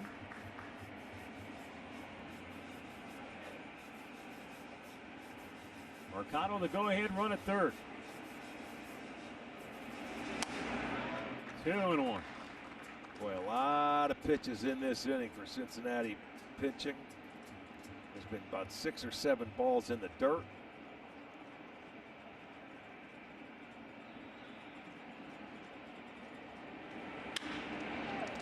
Bouncer to first. Inning over. Well, the Indians are on the board. They get 2. We are tied. Stretch time in Cincinnati.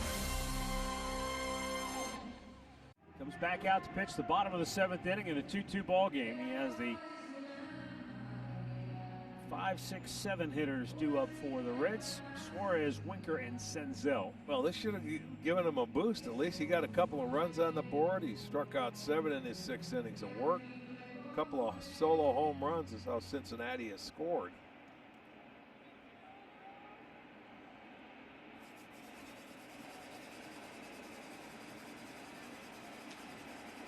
Eugenio Suarez homered his last time up.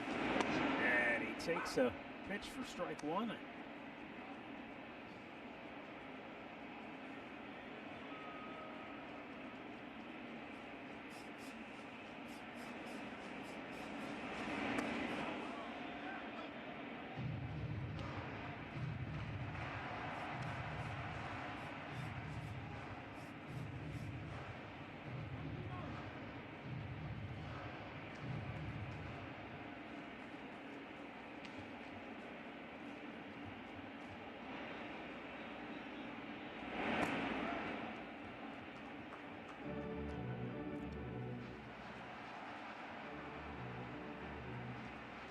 Suarez got himself a fastball in his last at-bat and hit it out of the ballpark. Ripped that foul. You know, it goes back to our conversation we had earlier about, you know, the idea that as good as Bieber is, he's given up hard contact or a rate of hard contact, whatever the stat was.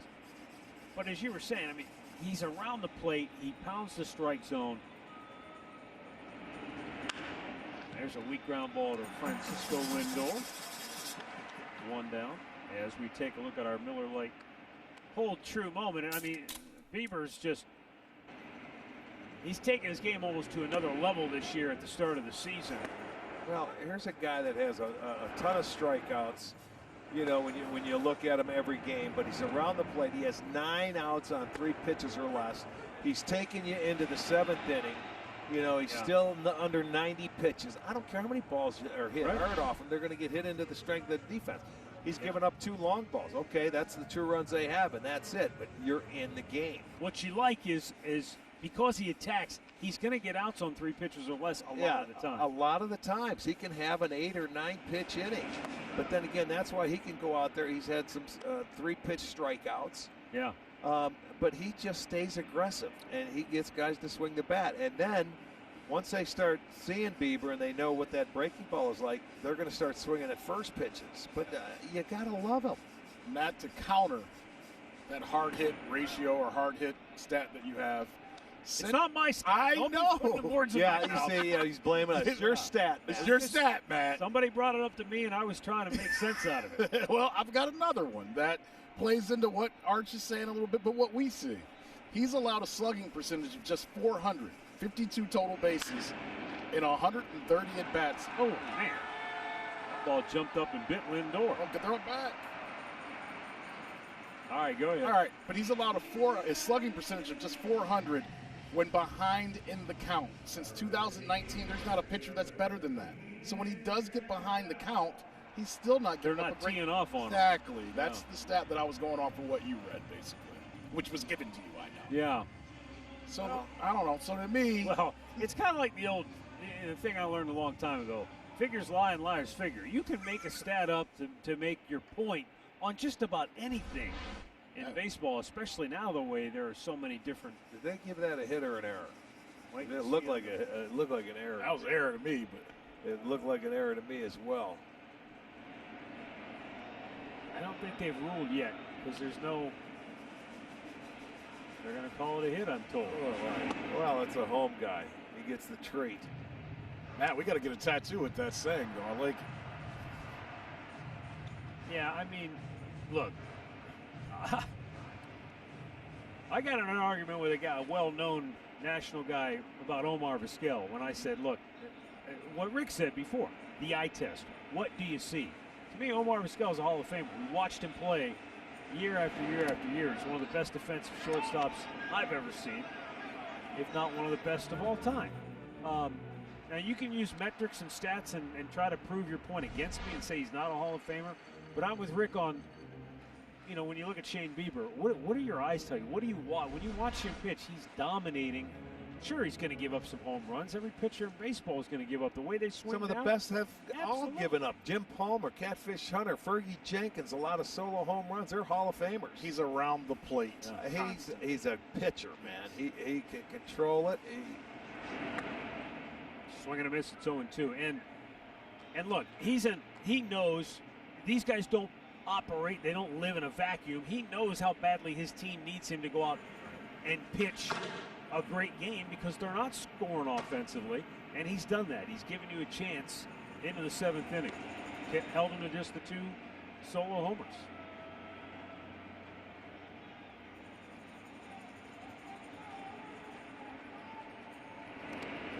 Nice block by Leon. Keeps that runner at first base.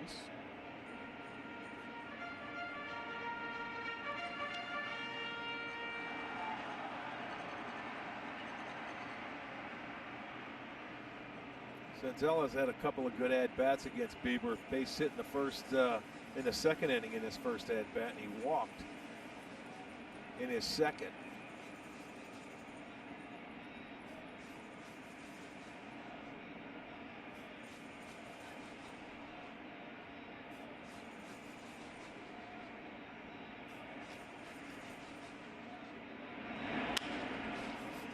Ramirez goes to second. What a pick by Hernandez. He tried to turn 2, but the ball went wild. And so in the scoring position with 2 outs is Senzel. Did he? I don't know if he spiked it because the runner came into him. That's what I'm looking at. And maybe he just spiked it into the ground. This is a terrific throw by Ramirez. And then all of a sudden, he wants to try and turn the double play, but maybe he shouldn't have. Oh, yeah. You know, because the runner has a chance to go into second base and slide. He didn't bother him or interfere with him. He probably should have held on to it and not give up an extra base, because that kid can run at first, Senzel, and I don't think he would have turned it anyway. But that'll be an error. And that's their first error in quite a while, man. They've been playing some solid defense. So he tried to force the issue. Yeah, it's hard to tell if that ball just slipped out of his hand or if he was or just didn't have a good grip on it. One thing or the other. Just a weird-looking release. But there are 2 down in the inning. Let's see. Here comes Winker down there.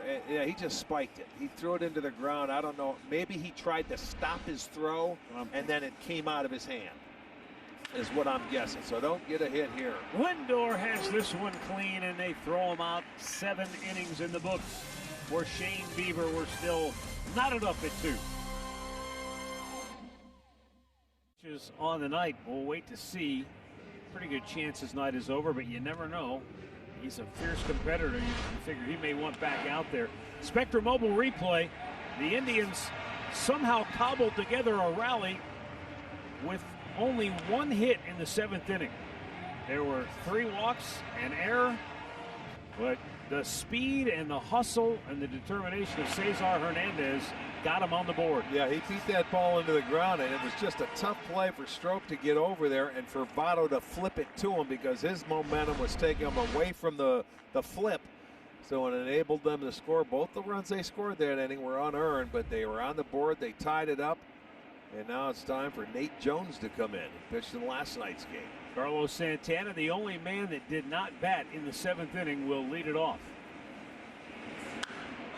Swings at the first pitch, a fastball, and it's out of play.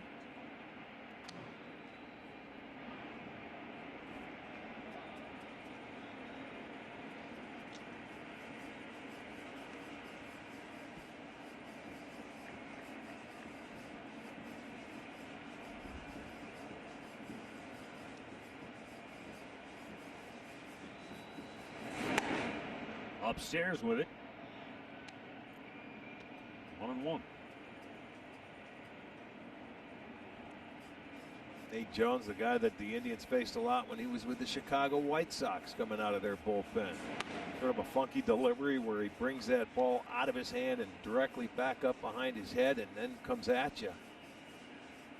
Don't know if he hides it that well.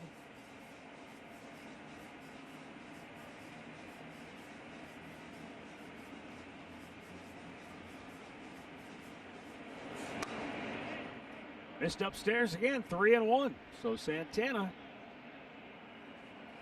in a pretty good spot here. He hit the ball hard his last time up, but it was a line drive at Castellanos, the right fielder.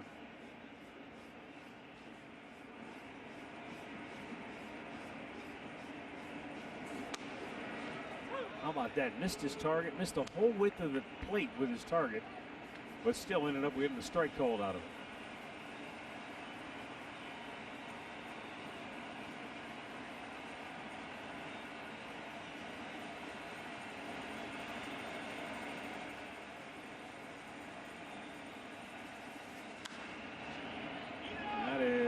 Out of play. Mike Moustakas left the game earlier for Cincinnati. Farmer took over defensively, and they're telling us now that Moustakas has a bruised left quadricep.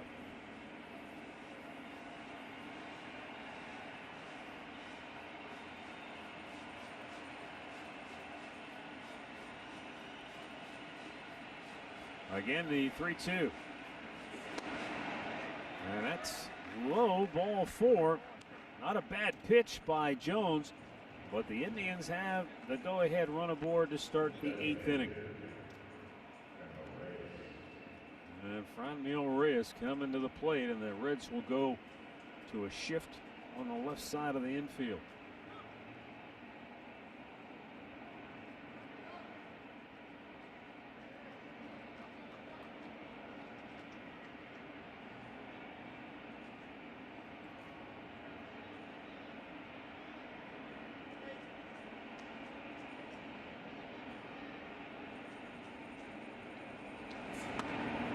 Fastball strike.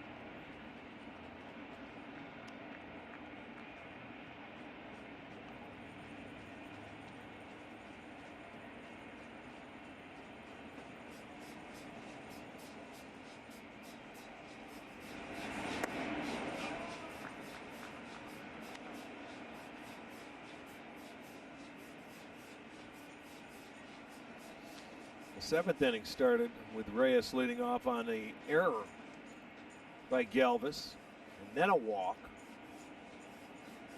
Here they get the walk in the 8th to start this inning. Popped out of play. Or is it? Let's see. Castellanos going to give it a long look, but yeah, he won't get there.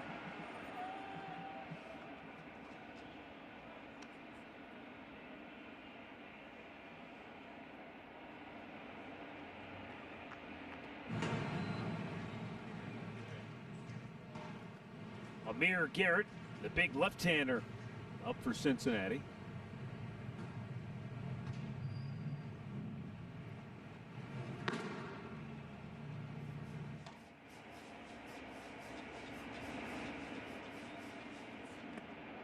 And that's in the dirt.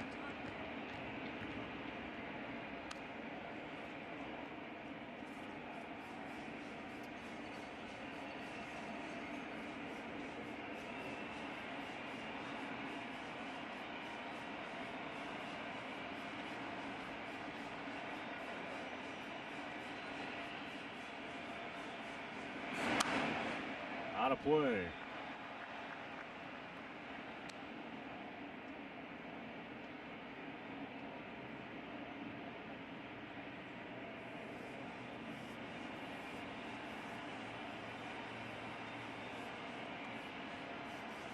Ronald Reyes just one extra base hit on the year. That was a double.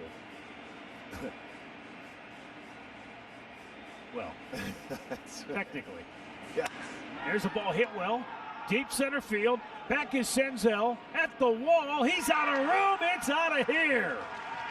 Finally, a big blow for the Indians. And it's Franmil Reyes with his first home run of the season. And the Indians take a 4-2 lead. That'll give a little life to that Indians dugout now. And he stayed on it and took it to right center field. It was a fastball. And it's going to be probably middle of the plate, but down a little bit.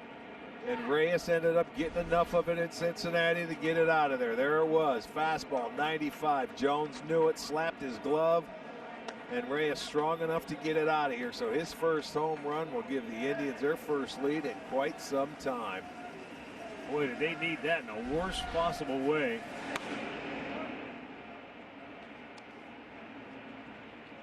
And you know what? That guy probably needed it more than anybody in that dugout. And that's saying a lot because everybody's been scuffling. But it's no secret, Franmil Reyes, they're hoping was going to be the big bat in the middle of the order that could generate some production, create some length. We knew the first 4 hitters had the talent and the track record. When's the last time you've seen smiles in that dugout? About a week. Yeah, it has been. Probably the first game of this trip in Minnesota after a Lindor home run. And the last time Bieber pitched. And Bieber's still a pitcher of record. So, I mean, the timing could not have been any better. Santana walk and a Reyes dinger. Up the ladder with a fastball, and that's the first out of the inning.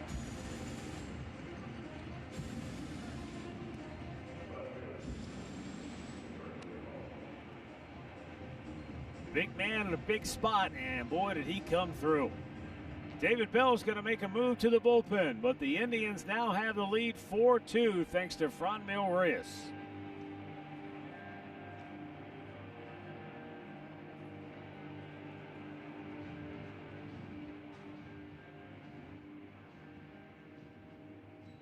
Is presented by authority of the Cleveland Indians and may not be reproduced or retransmitted in any form, and the accounts and descriptions of this game may not be disseminated without the express written consent of the Cleveland Indians.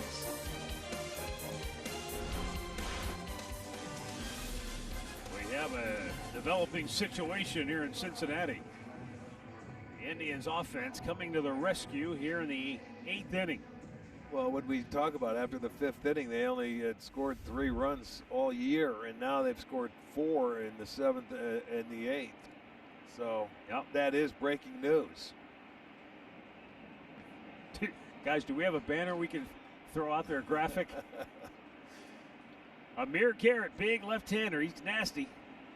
Facing Jordan Luplow.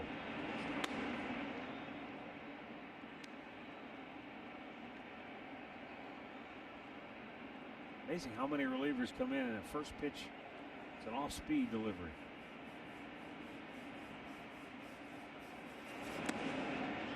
Slung that one up there in the dirt. Now he's in the hole 2-0. Well, their bullpen has had a tough time throwing strikes since he's gone out there to Strope. Yeah. He walked a couple. Sims did. Jones did. So these guys make them get in the zone. Slowly chopped to short. Galvis. 2 down.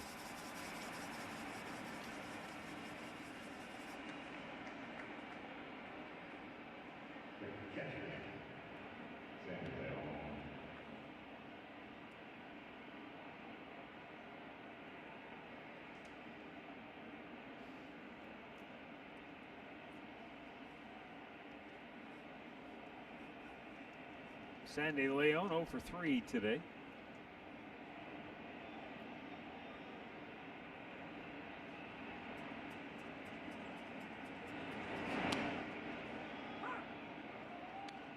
Slow breaking ball in for a strike.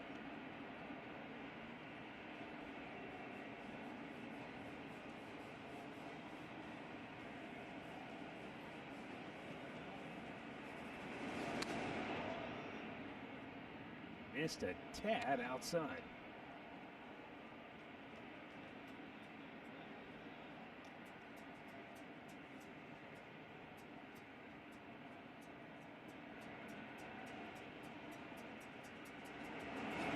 Yeah, the Cincinnati bullpen just coming out with just 52% strikes tonight.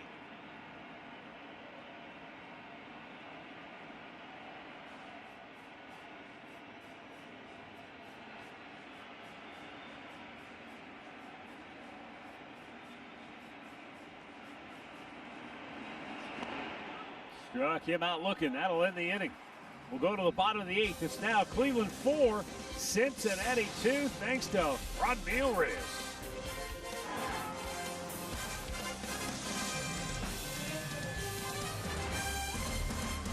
On top as we go to the bottom of the 8th inning, Franmil Reyes with a 2-run homer to put the Indians in front.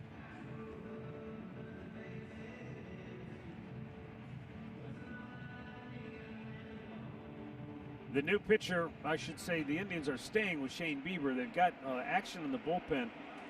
James Karinchak is up.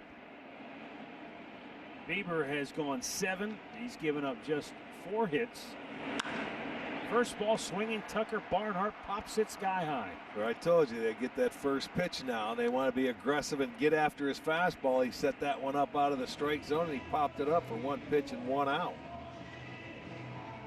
Bieber, as you see, just under 100 pitches. I'm sure Sandy Alomar and Carl Willis won't let him go too much beyond 100.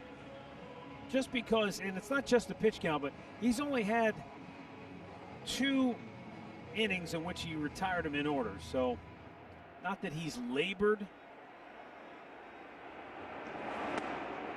Yeah, I'd like to labor like that through a ball game. Yeah, right. He's only given up 3 hits. No, excuse me, 4 hits. I think it's 3, but they gave Winker a hit there. That should have been a play that was made. How about that? He's just pounding away at that zone. He doesn't give up. I mean, it doesn't matter. He comes out and he throws strikes. He doesn't beat himself. He's going to go out and he's going to make you beat him. And again, 64% strike. He was 66% in his last game against Minnesota. He was better than that in his first game against Kansas City. So he just continues anywhere from 65 to 64 to 70%.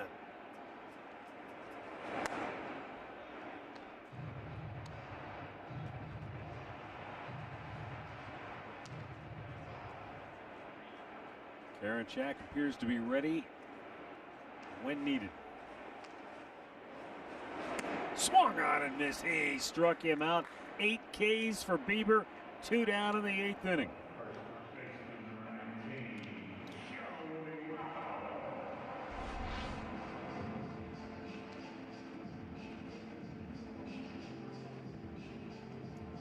"35 strikeouts in his first 3 starts of the year." Well, this will be a good test here. You can see, you talk about labor in the toughest inning. 19 pitches in the 4th inning. Had a 5-pitch inning. Votto goes out of the zone seeking that first pitch.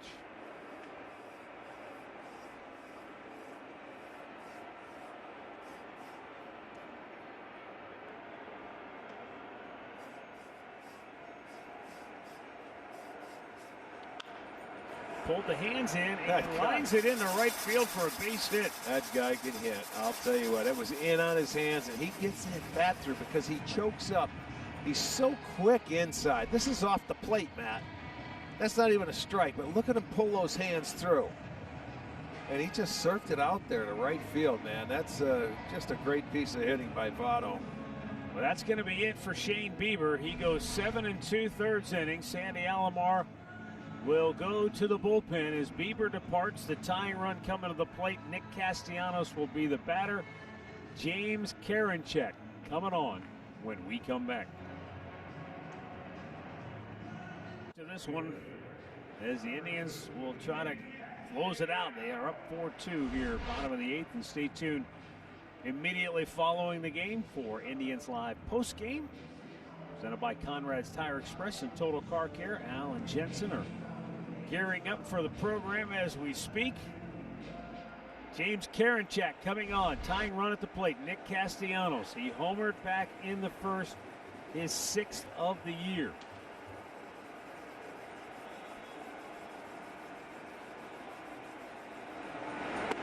Starts him off with a slow hook for strike 1.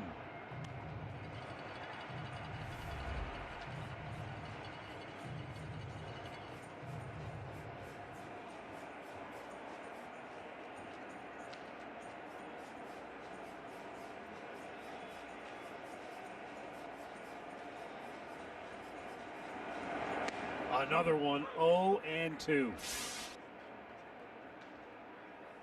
You look at the home runs from Castellanos on the year, and you talk about using the big part of the ballpark. I'll bet the ones he pulled were little breaking balls over there. The other ones, maybe some fastballs with his approach staying inside out. But there were all 6 of them. From alley to alley, left center to right center. They're going to stay with the curveball. Why not? And going up to second base is Votto on the ball in the dirt. Yeah, he's going to try and throw that nasty one to get a swing. Sandy Leon could not block it. Look, he's going to turn it around. It deflects off the glove. Not much you could do there. That's a nasty, hard-biting curveball from Karinchak. He's going for the punch-out. And it's a good thing it's not a one-run game, but this is the guy you got to get.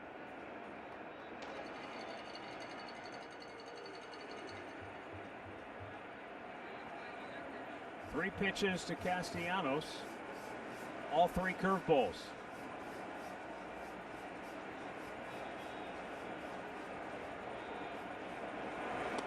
Another one. Did he go? He did not. 2-2.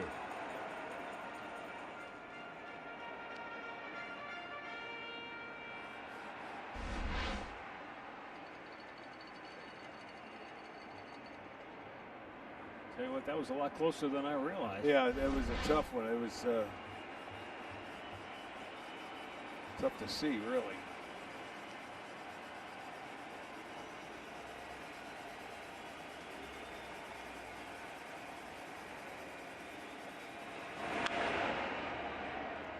Boy, he is staying with the hook. Well, they figure, okay, I know that you don't want to walk him because that'd be the tying run, but, you know, first base is open now. That wild pitch went around, but doesn't want to really give in and throw him that fastball. They're going to try and make him hit that good hook.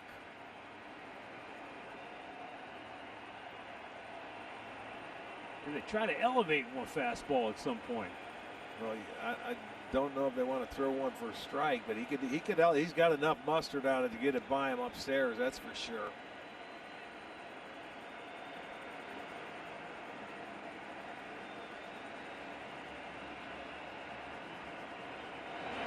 Another curveball locked him out. Why throw it? Great job by Karinchak and Sandy Leon. You talk about not giving in, no way, no how.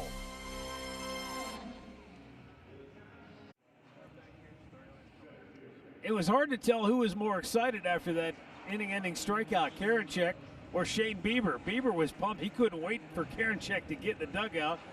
And then James wanted to go over the at-bat with him and tell him how it went. But a really good job to just stay with that curveball and strike out the best hitter in that Cincinnati lineup. Yeah, or at least the most dangerous. Joey Votto might take issue with who's the best hitter. Anyway, Franmil Reyes, big bat as we look back at our storylines with a huge home run in the 8th inning, giving the Indians a 4-2 lead. Shane Bieber, another terrific performance. He gave up just the 2 solo home runs, punched out another 8. And now the Indians bat here in the top of the 9th. Cody Reed on now for the Cincinnati Reds, another left-hander. Oscar Mercado showing bunt, took a strike.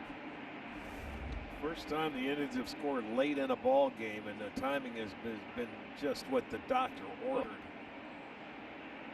When you think about it, they started the innings for him with an error and a walk in the 7th. They scored 2 on 1 hit. And then the leadoff walk in the 8th and a big 2-run blast to get the lead. It would be nice to add on as well, if possible.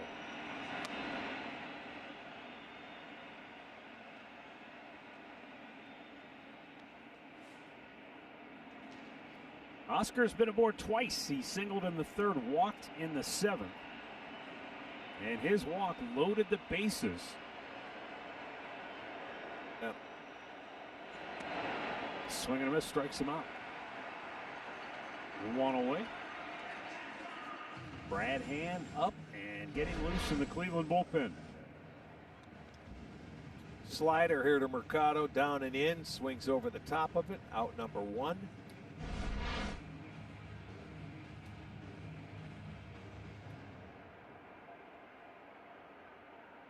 Tenth strikeout of the game for Cincinnati pitchers. Cesar Hernandez is 1 for 4. He had the infield RBI single in the 7th inning, and you have to give him a lot of credit because it was just flat out want to. He hustled, good speed, and he beat it out. And as it turned out, what's his name? Stroke dropped the ball anyway, but he beat it out anyway. Yeah, even if he caught the ball, he would have beat it out. It was just a really difficult, play to make, and he hustled. He got down the line in just over a hair over 4 seconds, 4.05, which is good. Now I know why, and even though some of them may have been bunts, but remember we had that stat earlier in the year. Cesar Hernandez had, 15 infield hits? Yeah. Last year, I think, with Philadelphia. So.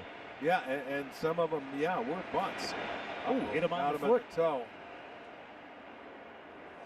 So that'll give him a 1-out base runner. Second hit batter of the game for Cleveland. Yeah, that's truly a back foot slider.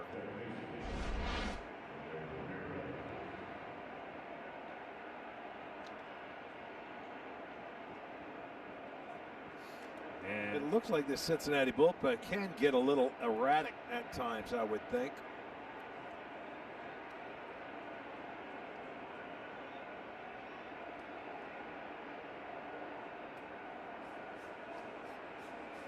Jose Ramirez, he walked with the bases loaded to tie the game in the 7th inning.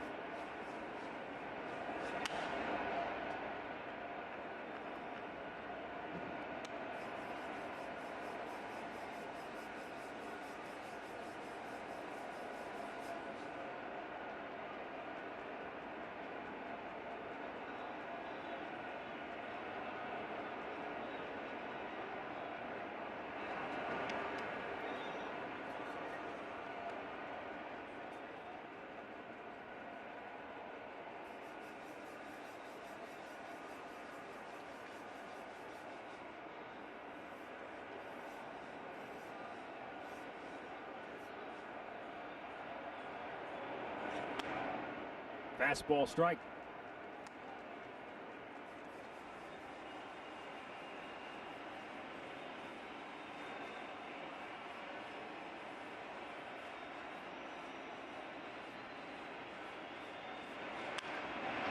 And a liner. Is it caught by Galvis? Yes, it was. He was able to snare the liner just before it caught the dirt. 2 down. Well, he got a ball down for Jose that he hit right on the nose, and maybe it is a good thing he picked it. If not, it would have been a double play. If it was the short hop, because he came right up and maybe tried to decoy the umpire. But they get the second out.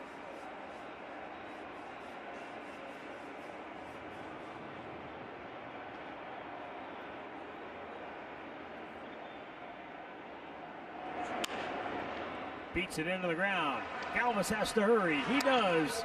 And the inning is over. Last chance for the Reds. Brad Hand ready in the bullpen.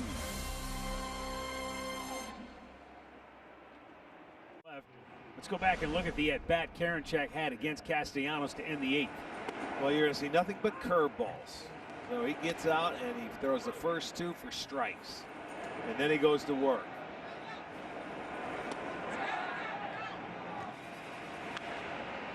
He fouled this one up. Now watch. Never gave in. Started this one a little bit higher. Came down in the strike zone in a nice sequence. And that's a nasty breaking ball, pal. It's got some bite to it. That's got some spin to it. And this kid is a future closer without a doubt. As locked in as Castellanos is at the plate, you could almost see his reaction was like, okay, kid, that was pretty good. They weren't going to give him a fastball, and they did not give in even to show him one, and I don't blame him because he's locked in. He's hit 6 homers. It's about as close you'll see to a hitter tipping his cap to a pitcher on the field. Now it's up to Brad Hand trying to close it out. Kyle Farmer to lead it off for Cincinnati. He came on for Mike Moustakas, who left with a left quad injury. Greg Allen taking over for Jordan Luplow in left field.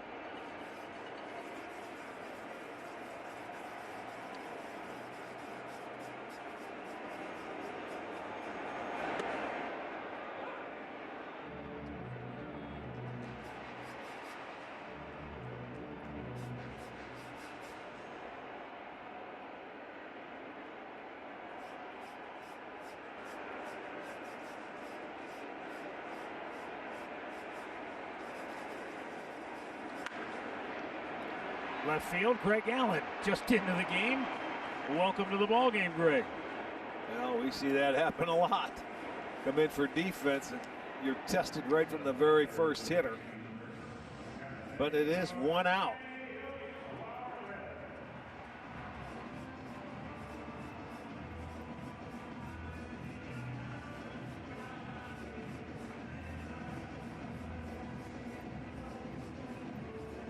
Brad Hand is 2 for 2 in save situations, but he also had an ugly outing back at home.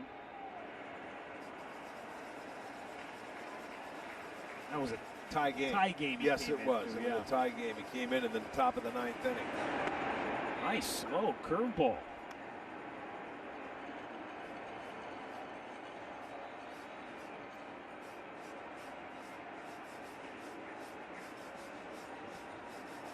I like that. Get me over strike 1? Yeah. High cheddar. Hey, usually it's just fastball slider with him, but I like that slow curveball to just give him something else to think about, especially as you said, something if you can flip it up there for strike 1, you know they're not going to swing. It's slow enough that they don't know that's in your game plan, and they're not going to swing at it. There's the slider down and in, but a good take by Suarez. 1 and 2. So he's seen 3 different pitches: the curveball, the high fastball, and now a slider out of the zone to try and get him to chase after it.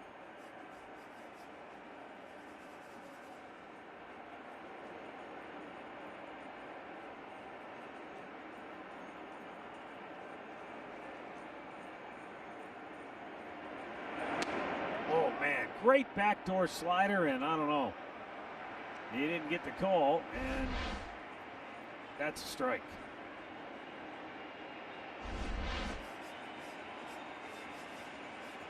But now the count 2-2.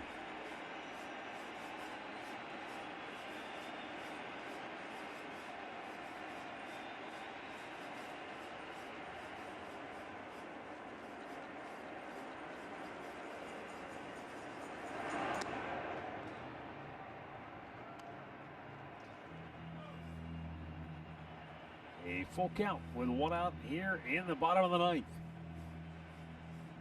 Well, you don't want to see a walk here, so you want to throw whatever pitch you have to throw it for a strike.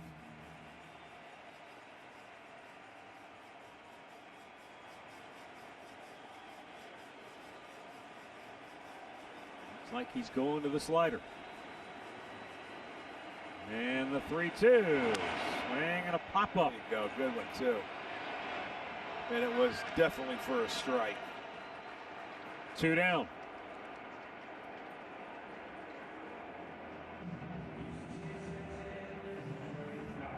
We're going to get a pinch hitter for Jesse Winker.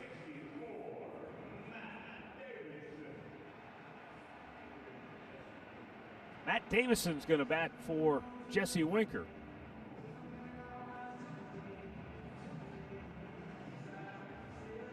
Davidson is a big hoss, 6'3", 230. At least that's what they list him at.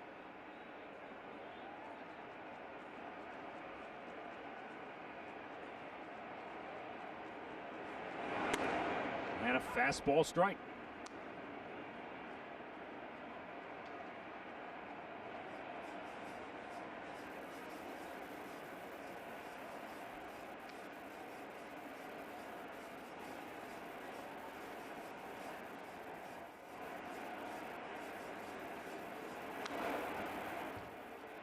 Matt Davidson was originally a #1 pick of the Diamondbacks back in '09.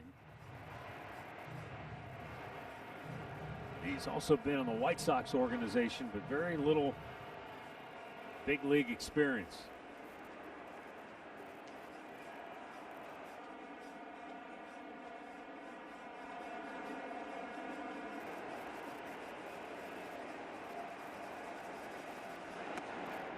Fastball straightened him up.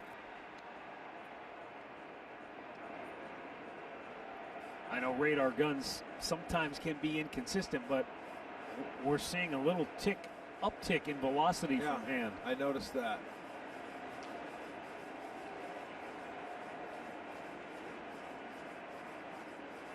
Now the 1-2. Struck him out looking to end the ball game. Brad Hand with a 1-2-3 ninth to earn his 3rd save of the year, and the Indians stop a 4-game losing streak as they beat the Reds by a final score of 4-2 and split the 2 games down in Cincinnati. Shane Bieber will get the win to go to 3-0. And Frodmel Reyes, if there is such a thing, gets the assist. Big 2-run home run. Broke the 2-2 tie in the 8th inning. His first home run of the year, and it could not have come at a better time. No kidding. I mean, the Indians finally, they got on the board late in the ball game. And offensively, even though it was help from the Cincinnati Reds, they took advantage of it. And the timing was perfect. So everything seemed to work out today. Even though they didn't hit the cover off the ball. They had a lot of full counts. They worked the pitchers a little bit better than they normally have. They had a lot of full counts, but I like seeing it scoring late in the ball game, and they only had, about 3 hits. Well, you like to say you want to see an offensive party where everybody but hey, but sometimes you got to grind one out like this. Well, this was good. I mean, maybe they needed a win. First win in the month of August, so they needed that desperately, and the timing was very right. So they'll feel good coming home tonight, no question about it. They get back to 500. With a record of 6-6 on the year. This one we squeezed it in just under 3 hours, 2 hours and 59 minutes. So we're even up at a game apiece, and now we come home. The Indians and Reds will play 2 games starting tomorrow night at Progressive Field. That's going to wrap things up for Rick Manning and Andre Knott. I'm Matt Underwood. Thanks for watching. Stay tuned. Indians Live post-game with Alan Jensen is next.